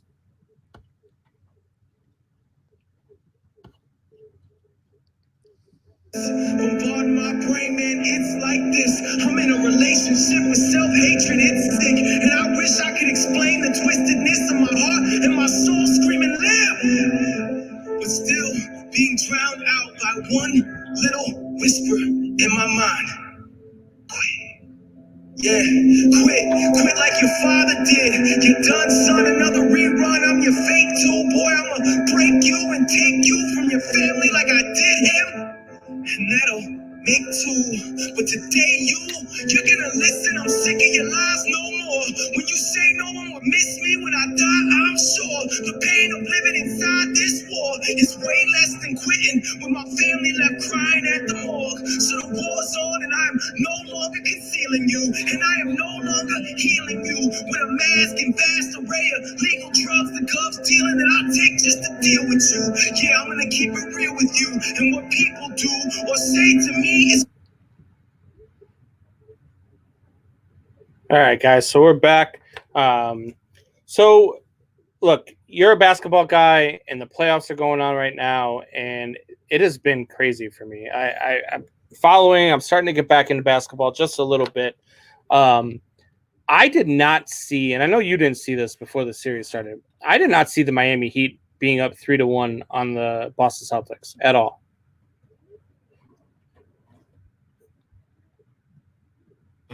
That was going to do anything special. I mean, in fact, even watching the games, it looks like Boston's the better team. I mean, for 80% of this series, Boston has beaten the hell out of Miami, but they can't close it out. They blew 2 fourth-quarter leads. They should be up 3-1, and it just so happens that Miami's closing it out. And I still think that Boston is the better team. I still think that Boston is the better coached team. I think that Boston is the more talented team, and I still think Boston can come back and win this. I mean, if the Denver Nuggets can win back-to-back 3-1 deficits, then the Boston Celtics obviously can. Yeah, absolutely. I think so too. I thought that getting Hayward back was a huge deal for them, as they showed in Game 3.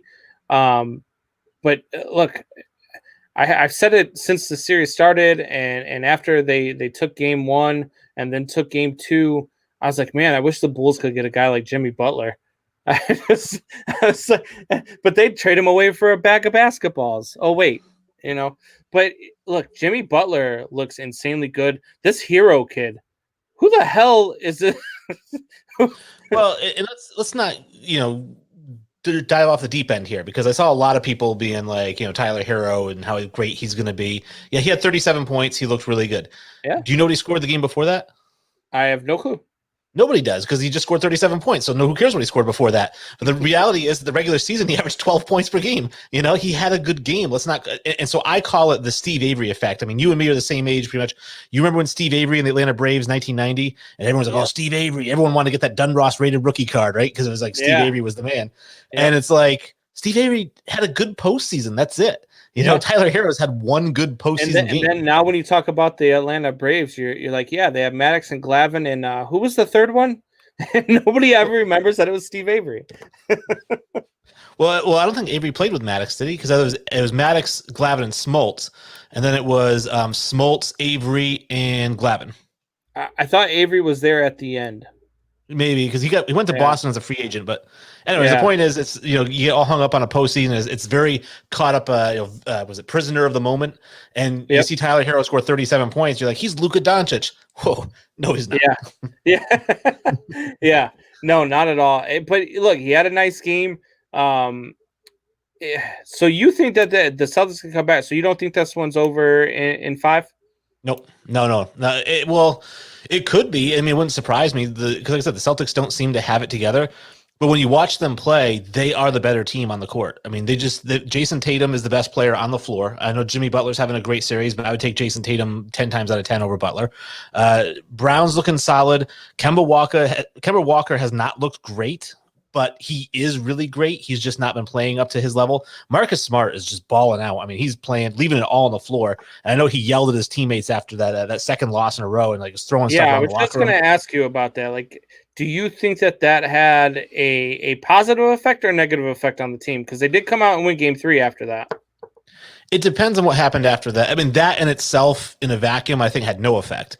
But it's what was the aftermath of that? I mean, did they get together the next day and he was like, "Listen, guys, sorry I lost my cool, but listen, here's the reality. We need to step it up." Because I've been on teams where that happened, and where I've always been the team captain, and I'll get guys together and I'll say, "Listen, we need to not play like that ever again." Like, I was pissed at the end of the game. I'll message the guys after the game. And then when we get together the next game, I'm like, "Listen, guys, this is what we need to do to avoid that mess." So if they had a conversation like that afterwards, that may have been why they won Game 3, because they had that constructive conversation afterwards. Yep. But his passion needs to be infectious. I think everybody else needs to pick that up. And it looks like some of the guys out there aren't playing with the same intensity that he's playing with. Yeah. It'll be an interesting series to watch. For me, Miami's clicking on all cylinders right now, and I just can't imagine them dropping 3 straight, even as good as Boston has been. So I think this one's over, whether it's over in 5 or 6. If it goes 7, though, I might change my opinion, but I think this one's over in the next game or 2. Well, you say they're clicking on all cylinders, and yet they went into 2 fourth quarters back to back with 15-point deficits. The last game they only won by 3 points. And then they lost the game before that. So it isn't exactly, like I said, for 80% of the series, they might be clicking on all cylinders, and that should be scary for Miami because they've been clicking on all cylinders, and yet they still look like the worst team out there. Well, it's not wrong. All right, so what about the other series here? This one's interesting too to me. So the Lakers gone in the first 2 rounds of the playoffs and dropped the first game surprisingly, and then just went out and blew teams out. They could very easily be down 2-1 in this series. So do the Nuggets pose a real threat to this Lakers team? No, it's gonna be a 5-game series. This series is over with. And I said the same thing last series when they went down 0-1. I said 4 in a row. The series before that, they went down 0-1, 4 in a row. I mean, this Lakers team is the best team in the NBA. They've been the best team in the NBA all season, and they show it when they want to play. They've got 2 of the top 5 players in the league on their team. And the last time that happened was probably Kobe and Shaq. And what happened with them? 3 championships in a row. So right. I think that this is the team of destiny. Nobody's going to be. I'd love to see a Celtics Lakers finals, but whether it's the Celtics or the Heat, it doesn't matter. The Lakers are going to take care of the Nuggets in 5 games, and then they'll take care of the Eastern Conference champs in 5 games. So does Anthony Davis stay? Oh, boy. I think it's even money. I really do. Because I think that they win. So he gets his championship. He has no other reason really to stay unless he wants to win multiple championships, I guess, and whoever else they bring in. But we had this conversation earlier. I said it depends on what teams around the league did. I think the Chicago Bulls, your team there, hiring Billy Donovan, awesome hire. That is an awesome hire. And I think that increases the likelihood of him going back home. I think that's the first thing that they've done right in probably the last 10 years. No, I'm not saying that that's the reason he's going to go back or that he will, but I think that if you're the Bulls and you want to make a push for Anthony Davis, that's a really good move, is getting Billy Donovan as a head coach. Yeah, and that front office has been a mess, and nobody wants to come play here. So I'm with you. I like the Billy Donovan hiring. I think it's a good move for the Bulls organization. Man, I just can't see a guy like Anthony Davis saying, "Yeah, all right, Billy Donovan's there. Now I want to go play there." I can't see any big name saying, "You know what? I'd really like to go play for the Bulls and Billy Donovan right now." Do they build around LaVine? So that's the other thing is that, I think they want to, because he is a star. I think that he's a star player if he can stay healthy. Okay. But because of his injury concerns, if I'm them, I'm keeping my ears open, because you also have Wendell Carter Jr. You've also got Colby White. You've got Markkanen. Right? These are all really young players. And you just brought in basically a college coach who did well in Oklahoma City, but he's a college coach. And now he's coaching college-age guys. So if somebody wants to offer you a top 5 pick for Zach LaVine, I think you take it.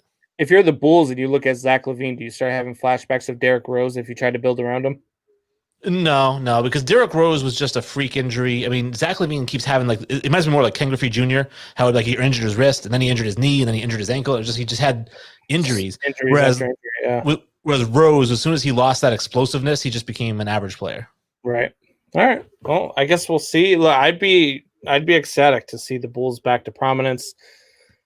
I think they're quite a few years away, and maybe even the next coach after Billy Donovan might be the guy to lead them there. Because I'm not a big believer in Gar and Pax and those guys. They seem to always make some stupid move that's like, why are you doing this right now?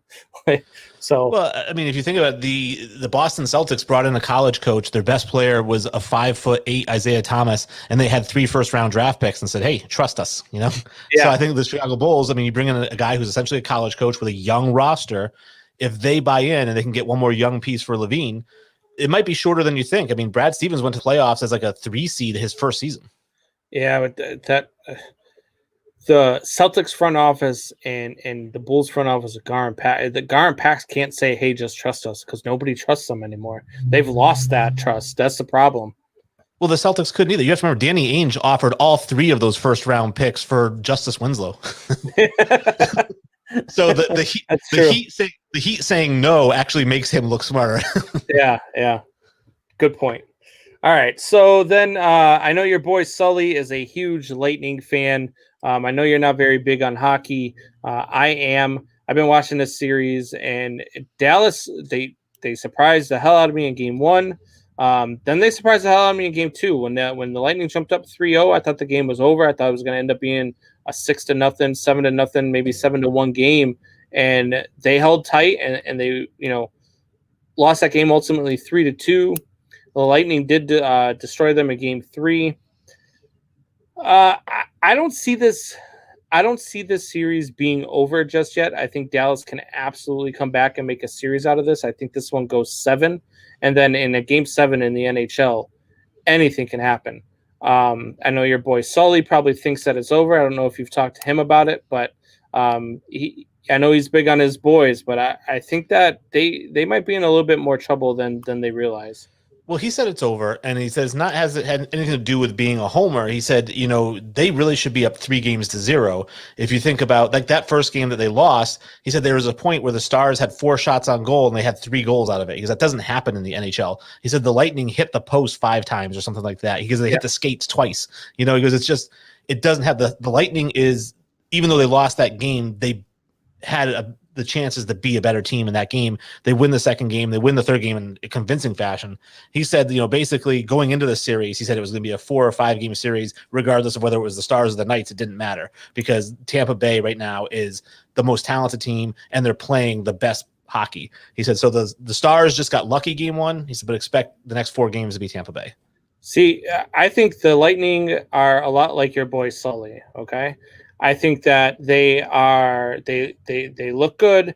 They should show up. They might show up, and then right there at the end, they're just going to be like, they're not there, and then try to apologize for it, and it's not going to work. So that's where I think that they're at, and I think that the Lightning are in trouble. I think Dallas can absolutely come back and make a series out of this and go to 7. What do you think about Stamkos coming back and scoring a goal his first game? Probably. Stamkos is an elite. He's a top. I'd say he's a top 5 hockey player right now, and so it would not surprise me at all. For me, it's Stamkos. It's the kid over Ovechkin, and then I'm a big Patrick Kane guy, obviously. Oh, Connor McDavid. Connor McDavid.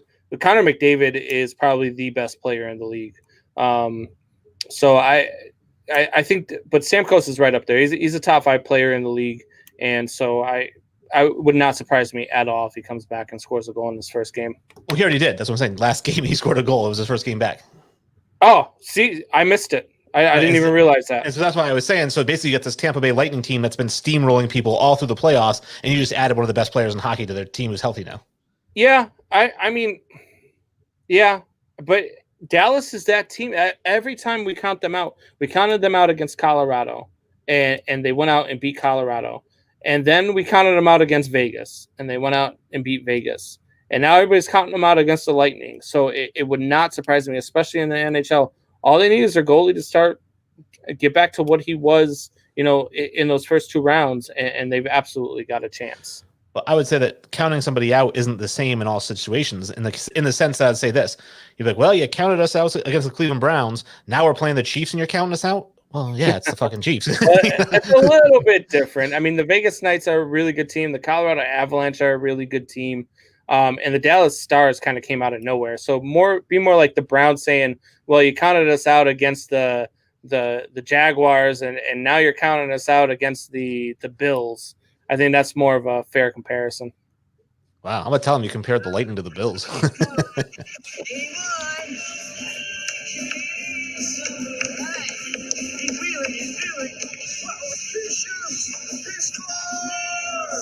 All right, so you guys know what that sound means. It's time to play our favorite game. No way.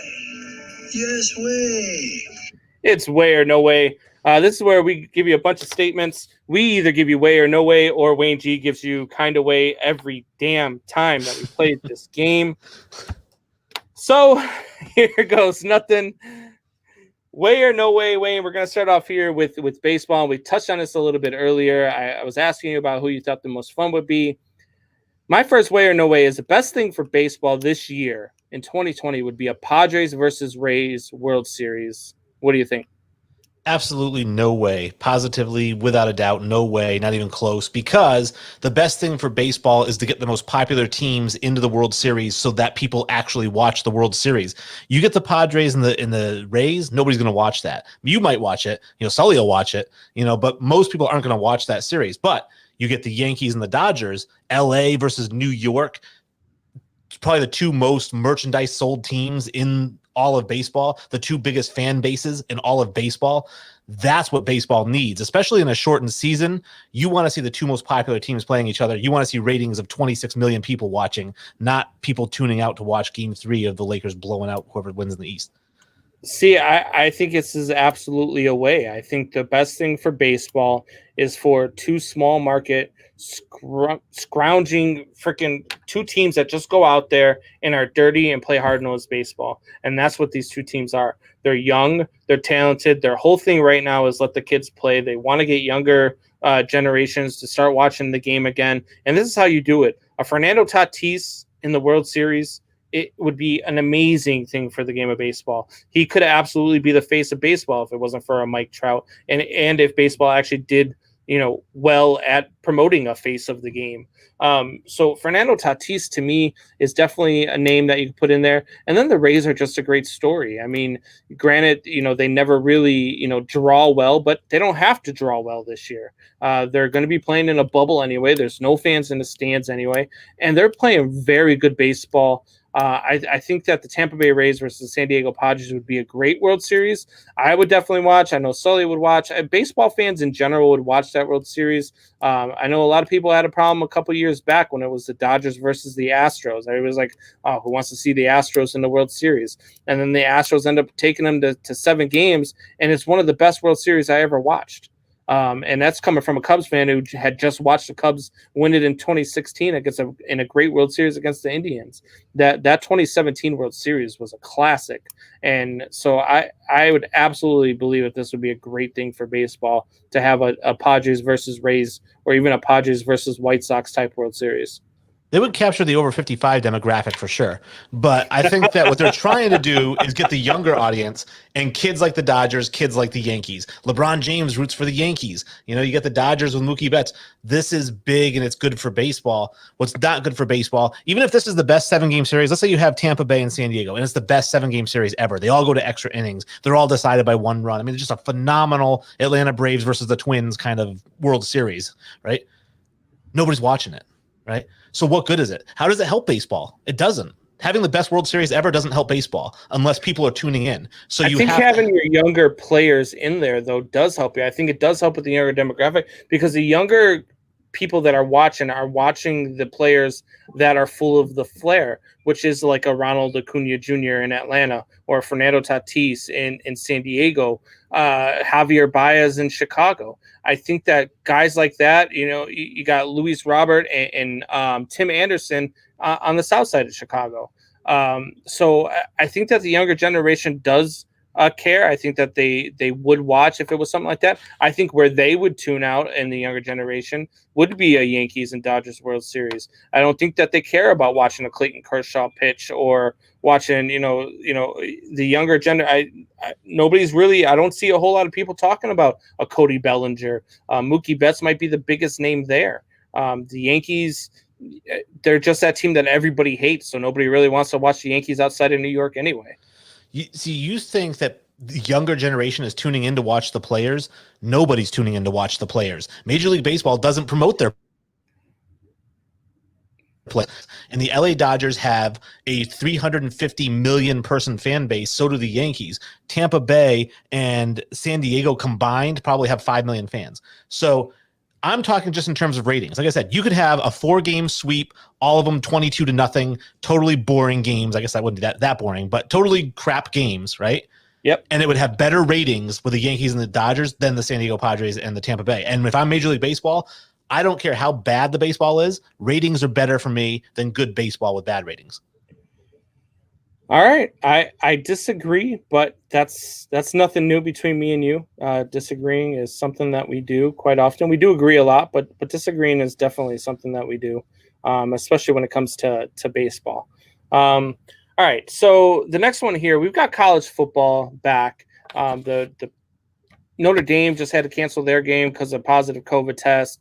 So USF, who they just played, is canceling their COVID test. But the SEC is back. And so, look, I get great. The SEC is back. But I get Alabama versus Missouri on Saturday night. The SEC has this thing where, for whatever reason, people are like, oh, the SEC this and the SEC that, and this is the SEC, and the SEC is the best thing in the world. Play some damn games. So I ask you this. The SEC absolutely needs to start playing tougher schedules, way or no way. First I want to say that Missouri's in the SEC, so that's a conference game. It's not like they're playing an out-of-conference powder keg. But Alabama does play some, like, Arkansas states. It's like they do play some tough ones. So that saying, I'm going to say absolutely way, but I'm going to take it a step further. Not just the SEC. All the big schools need to play more competitive games. And I think of way back when they had NCAA 14, I think was the last game that EA Sports came out with. And you could customize the schedule for every team, not just your own. And I used to go in, I would say, who was the top 25 the year before? And I would make the top 25 teams all play each other that season. And then the following year, whoever was top 25 to end the previous season, they all had to play each other the next season. And so that way you had Ohio State not only played Michigan and Michigan State, but they were playing, Alabama. They were playing, Florida. They're playing Miami and UCLA, right? And so all the top schools played each other. First of all, it's better for ratings.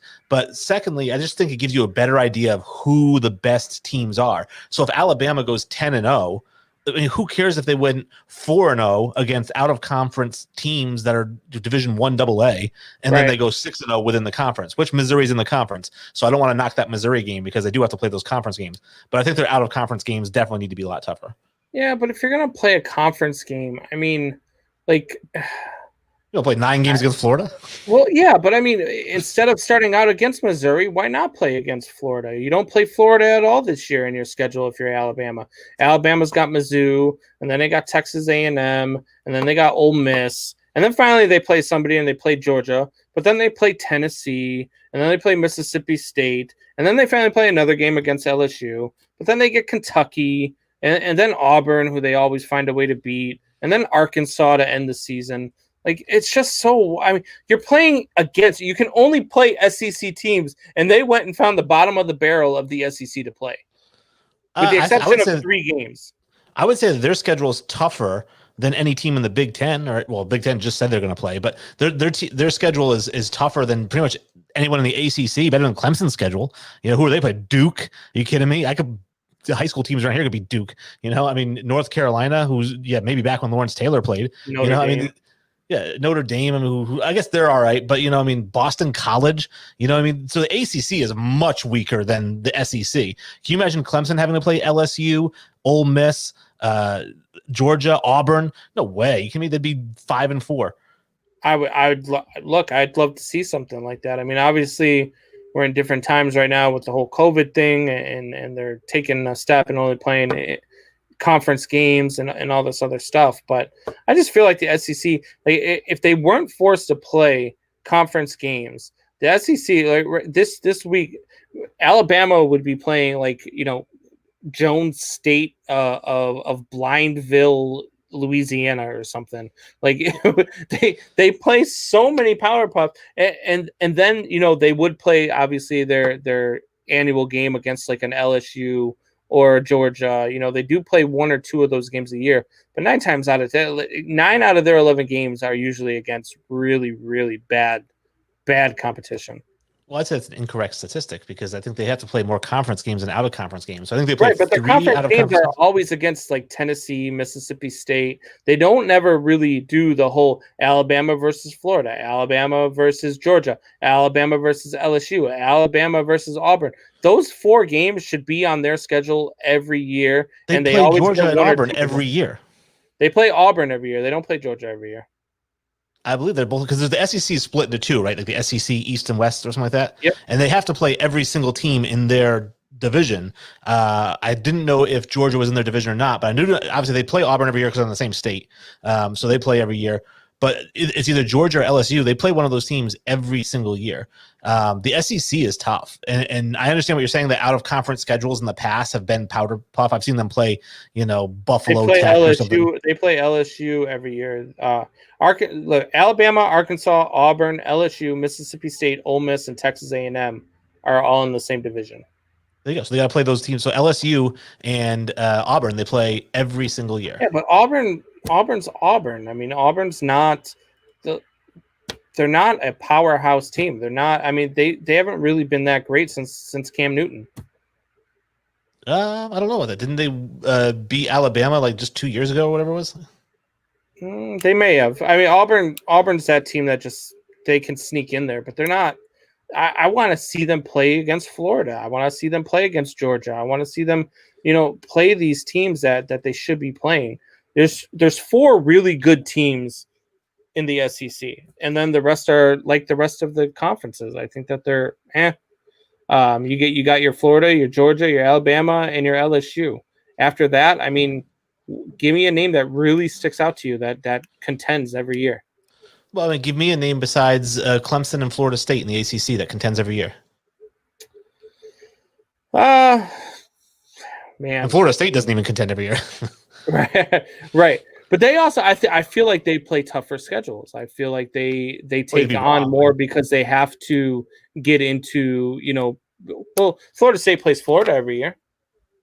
Yeah, because it's one of those Florida games there they have to play. It's probably some sort of like Iron Bowl or something. Florida State tends to play Notre Dame a lot. Florida State, I mean, they play a lot more tougher competition than the SEC does when they go out of conference. They go out of conference. The SEC tends to look at Division II. I say you turn your nose up at Missouri, and I say that's the number 2 team in the ACC. Really? Yep.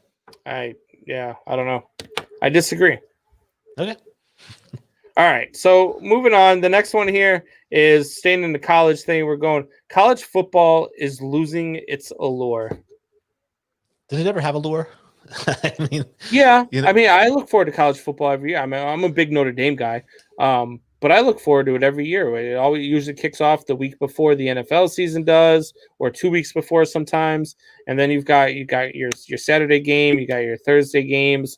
And especially as the season goes on, you really get into your big matchups, like your Alabama versus LSU and that type of stuff. So I think it's got a whole lot of allure. I think they draw well. I think they make a ton of money, and which is a whole nother conversation. But yeah, I think it's got a huge allure. See, I think that their demographic is the same demographic that watches baseball, right? It's the people who grew up in their home, and Saturday was football day. You sat down with dad. He had a TV dinner. You'd watch 3 college football games, right? That's kind of what you grew up doing. But the kids these days, they don't care. I mean, they didn't grow up in that environment, because the kids who were kids in those houses then who hated their dads making them watch college football, they grew up and said, I'm never making my kids watch college football. So those kids grew up not watching college football. And so that's one aspect. I don't think that college football has an allure any more than baseball does. It's a dying kind of thing. Yep. However, on that note, their college football playoff numbers TV wise, have gone up every single year except for that first year they did it when everyone was really excited about it.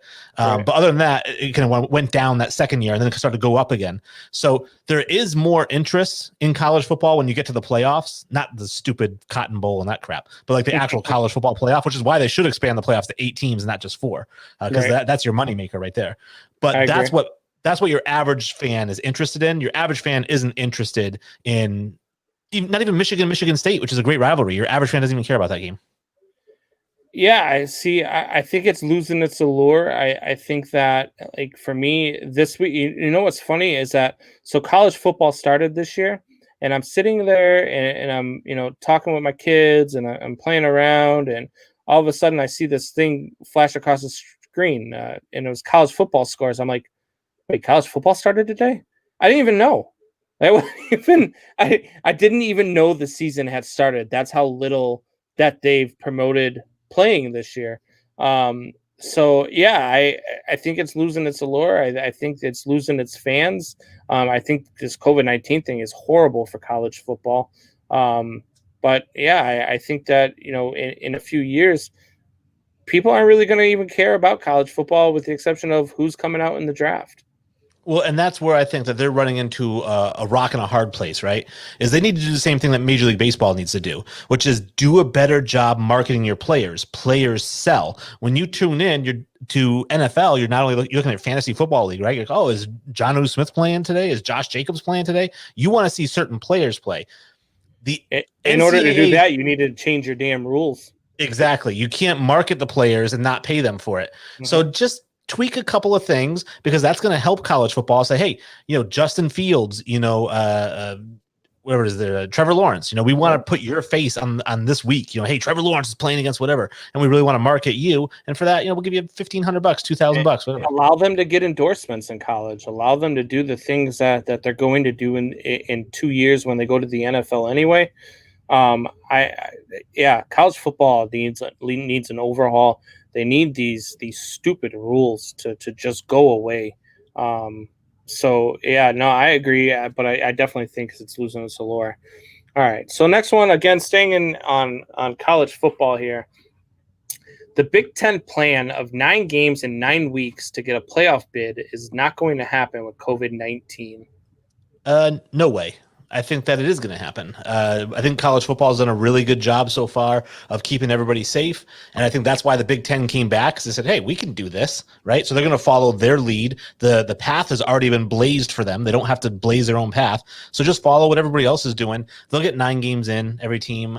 Whether or not that leads to a playoff berth, that's up for discussion. But I think that all the teams will get 9 games in. 9 games in 9 weeks is going to be really tough. And here's why. I just talked about it a little bit earlier. Notre Dame just had to cancel their game this weekend because of some positive COVID-19 results. And these are college kids, and college kids are going to do what college kids do, and they're going to do stuff when they're not playing football. And so, whether or not these positive tests that Notre Dame is getting are kids showing signs, or they're testing positive, but they're, asymptomatic or whatnot, it doesn't matter. Once you get a positive test, you're done for the week. So I think 9 games in 9 weeks is not going to happen in order to get these guys into a playoff picture. I think at some point they're going to have a hiccup. One of the teams is going to end up with a COVID test, and it's probably going to be one of your bigger Michigan or Ohio State teams too, which makes it even worse for the Big Ten. See, but I thought that was going to happen when they first started the season, week 1 or week 2. I thought it was going to happen. Didn't happen. Well, Notre Dame just played 2 weeks. Well, Notre Dame's in a little bit different situation too, because they're not technically part of that ACC conference. So now they're in the middle of America and they're transferring over to the East. All these other teams are playing within a radius of each other, and Notre Dame's kind of flying out and flying back and flying out and flying back. So not only are they competing against those teams, that's not where the COVID comes in. It's the airports and the multiple people that are handling your bags, the transportation. That's where they kind of run into it. So I think that, the Big Ten, as long as they all stay within a vicinity of each other and they're not traveling across 10 states, they should be fine. Okay.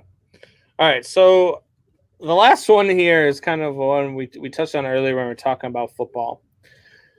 And this one here, the Atlanta Falcons fan base is the most disappointed fan base year in and year out no matter what, is the Atlanta Falcons fan base. Where no way.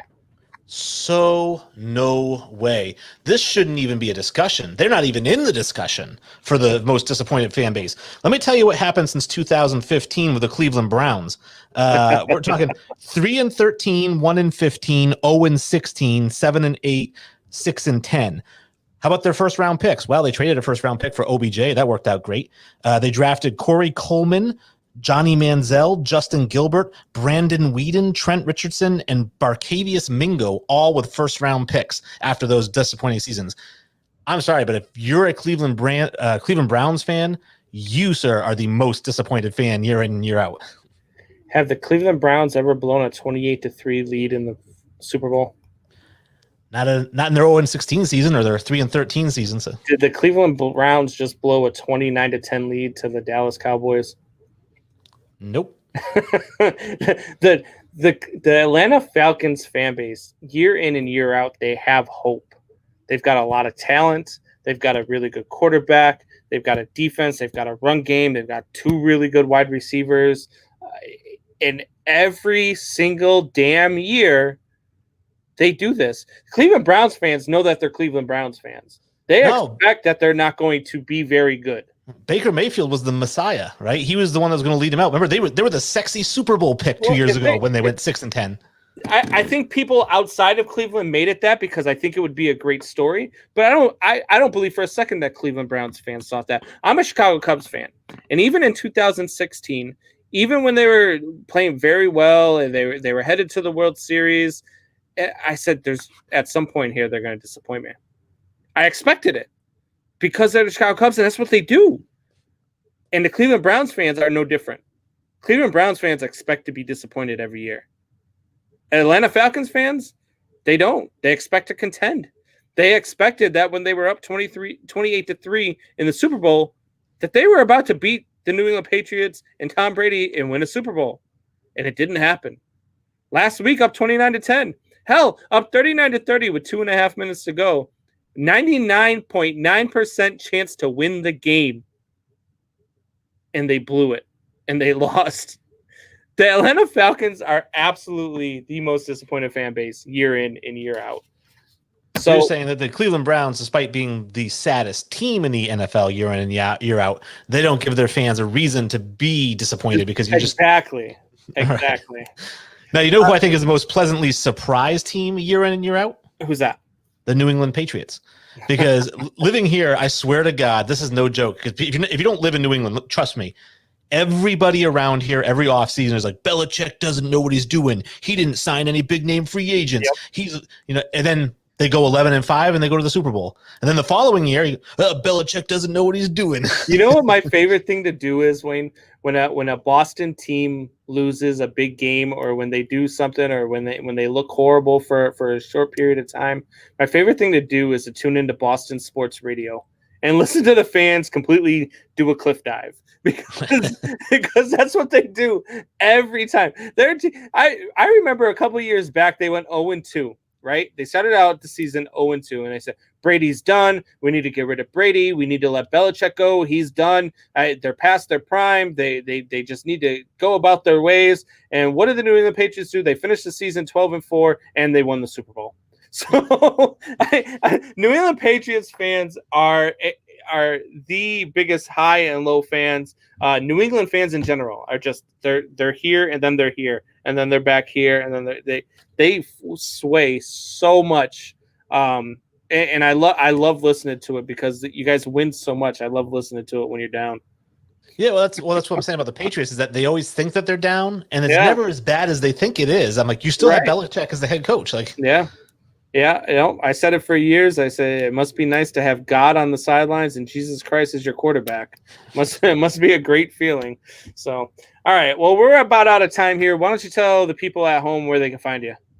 Yeah, if you want to tune in on Mondays and Wednesdays, 7 p.m. on Facebook, we are on the Infinity Sports page. We are on the RTF Sports page, soon to be the All ACCS page.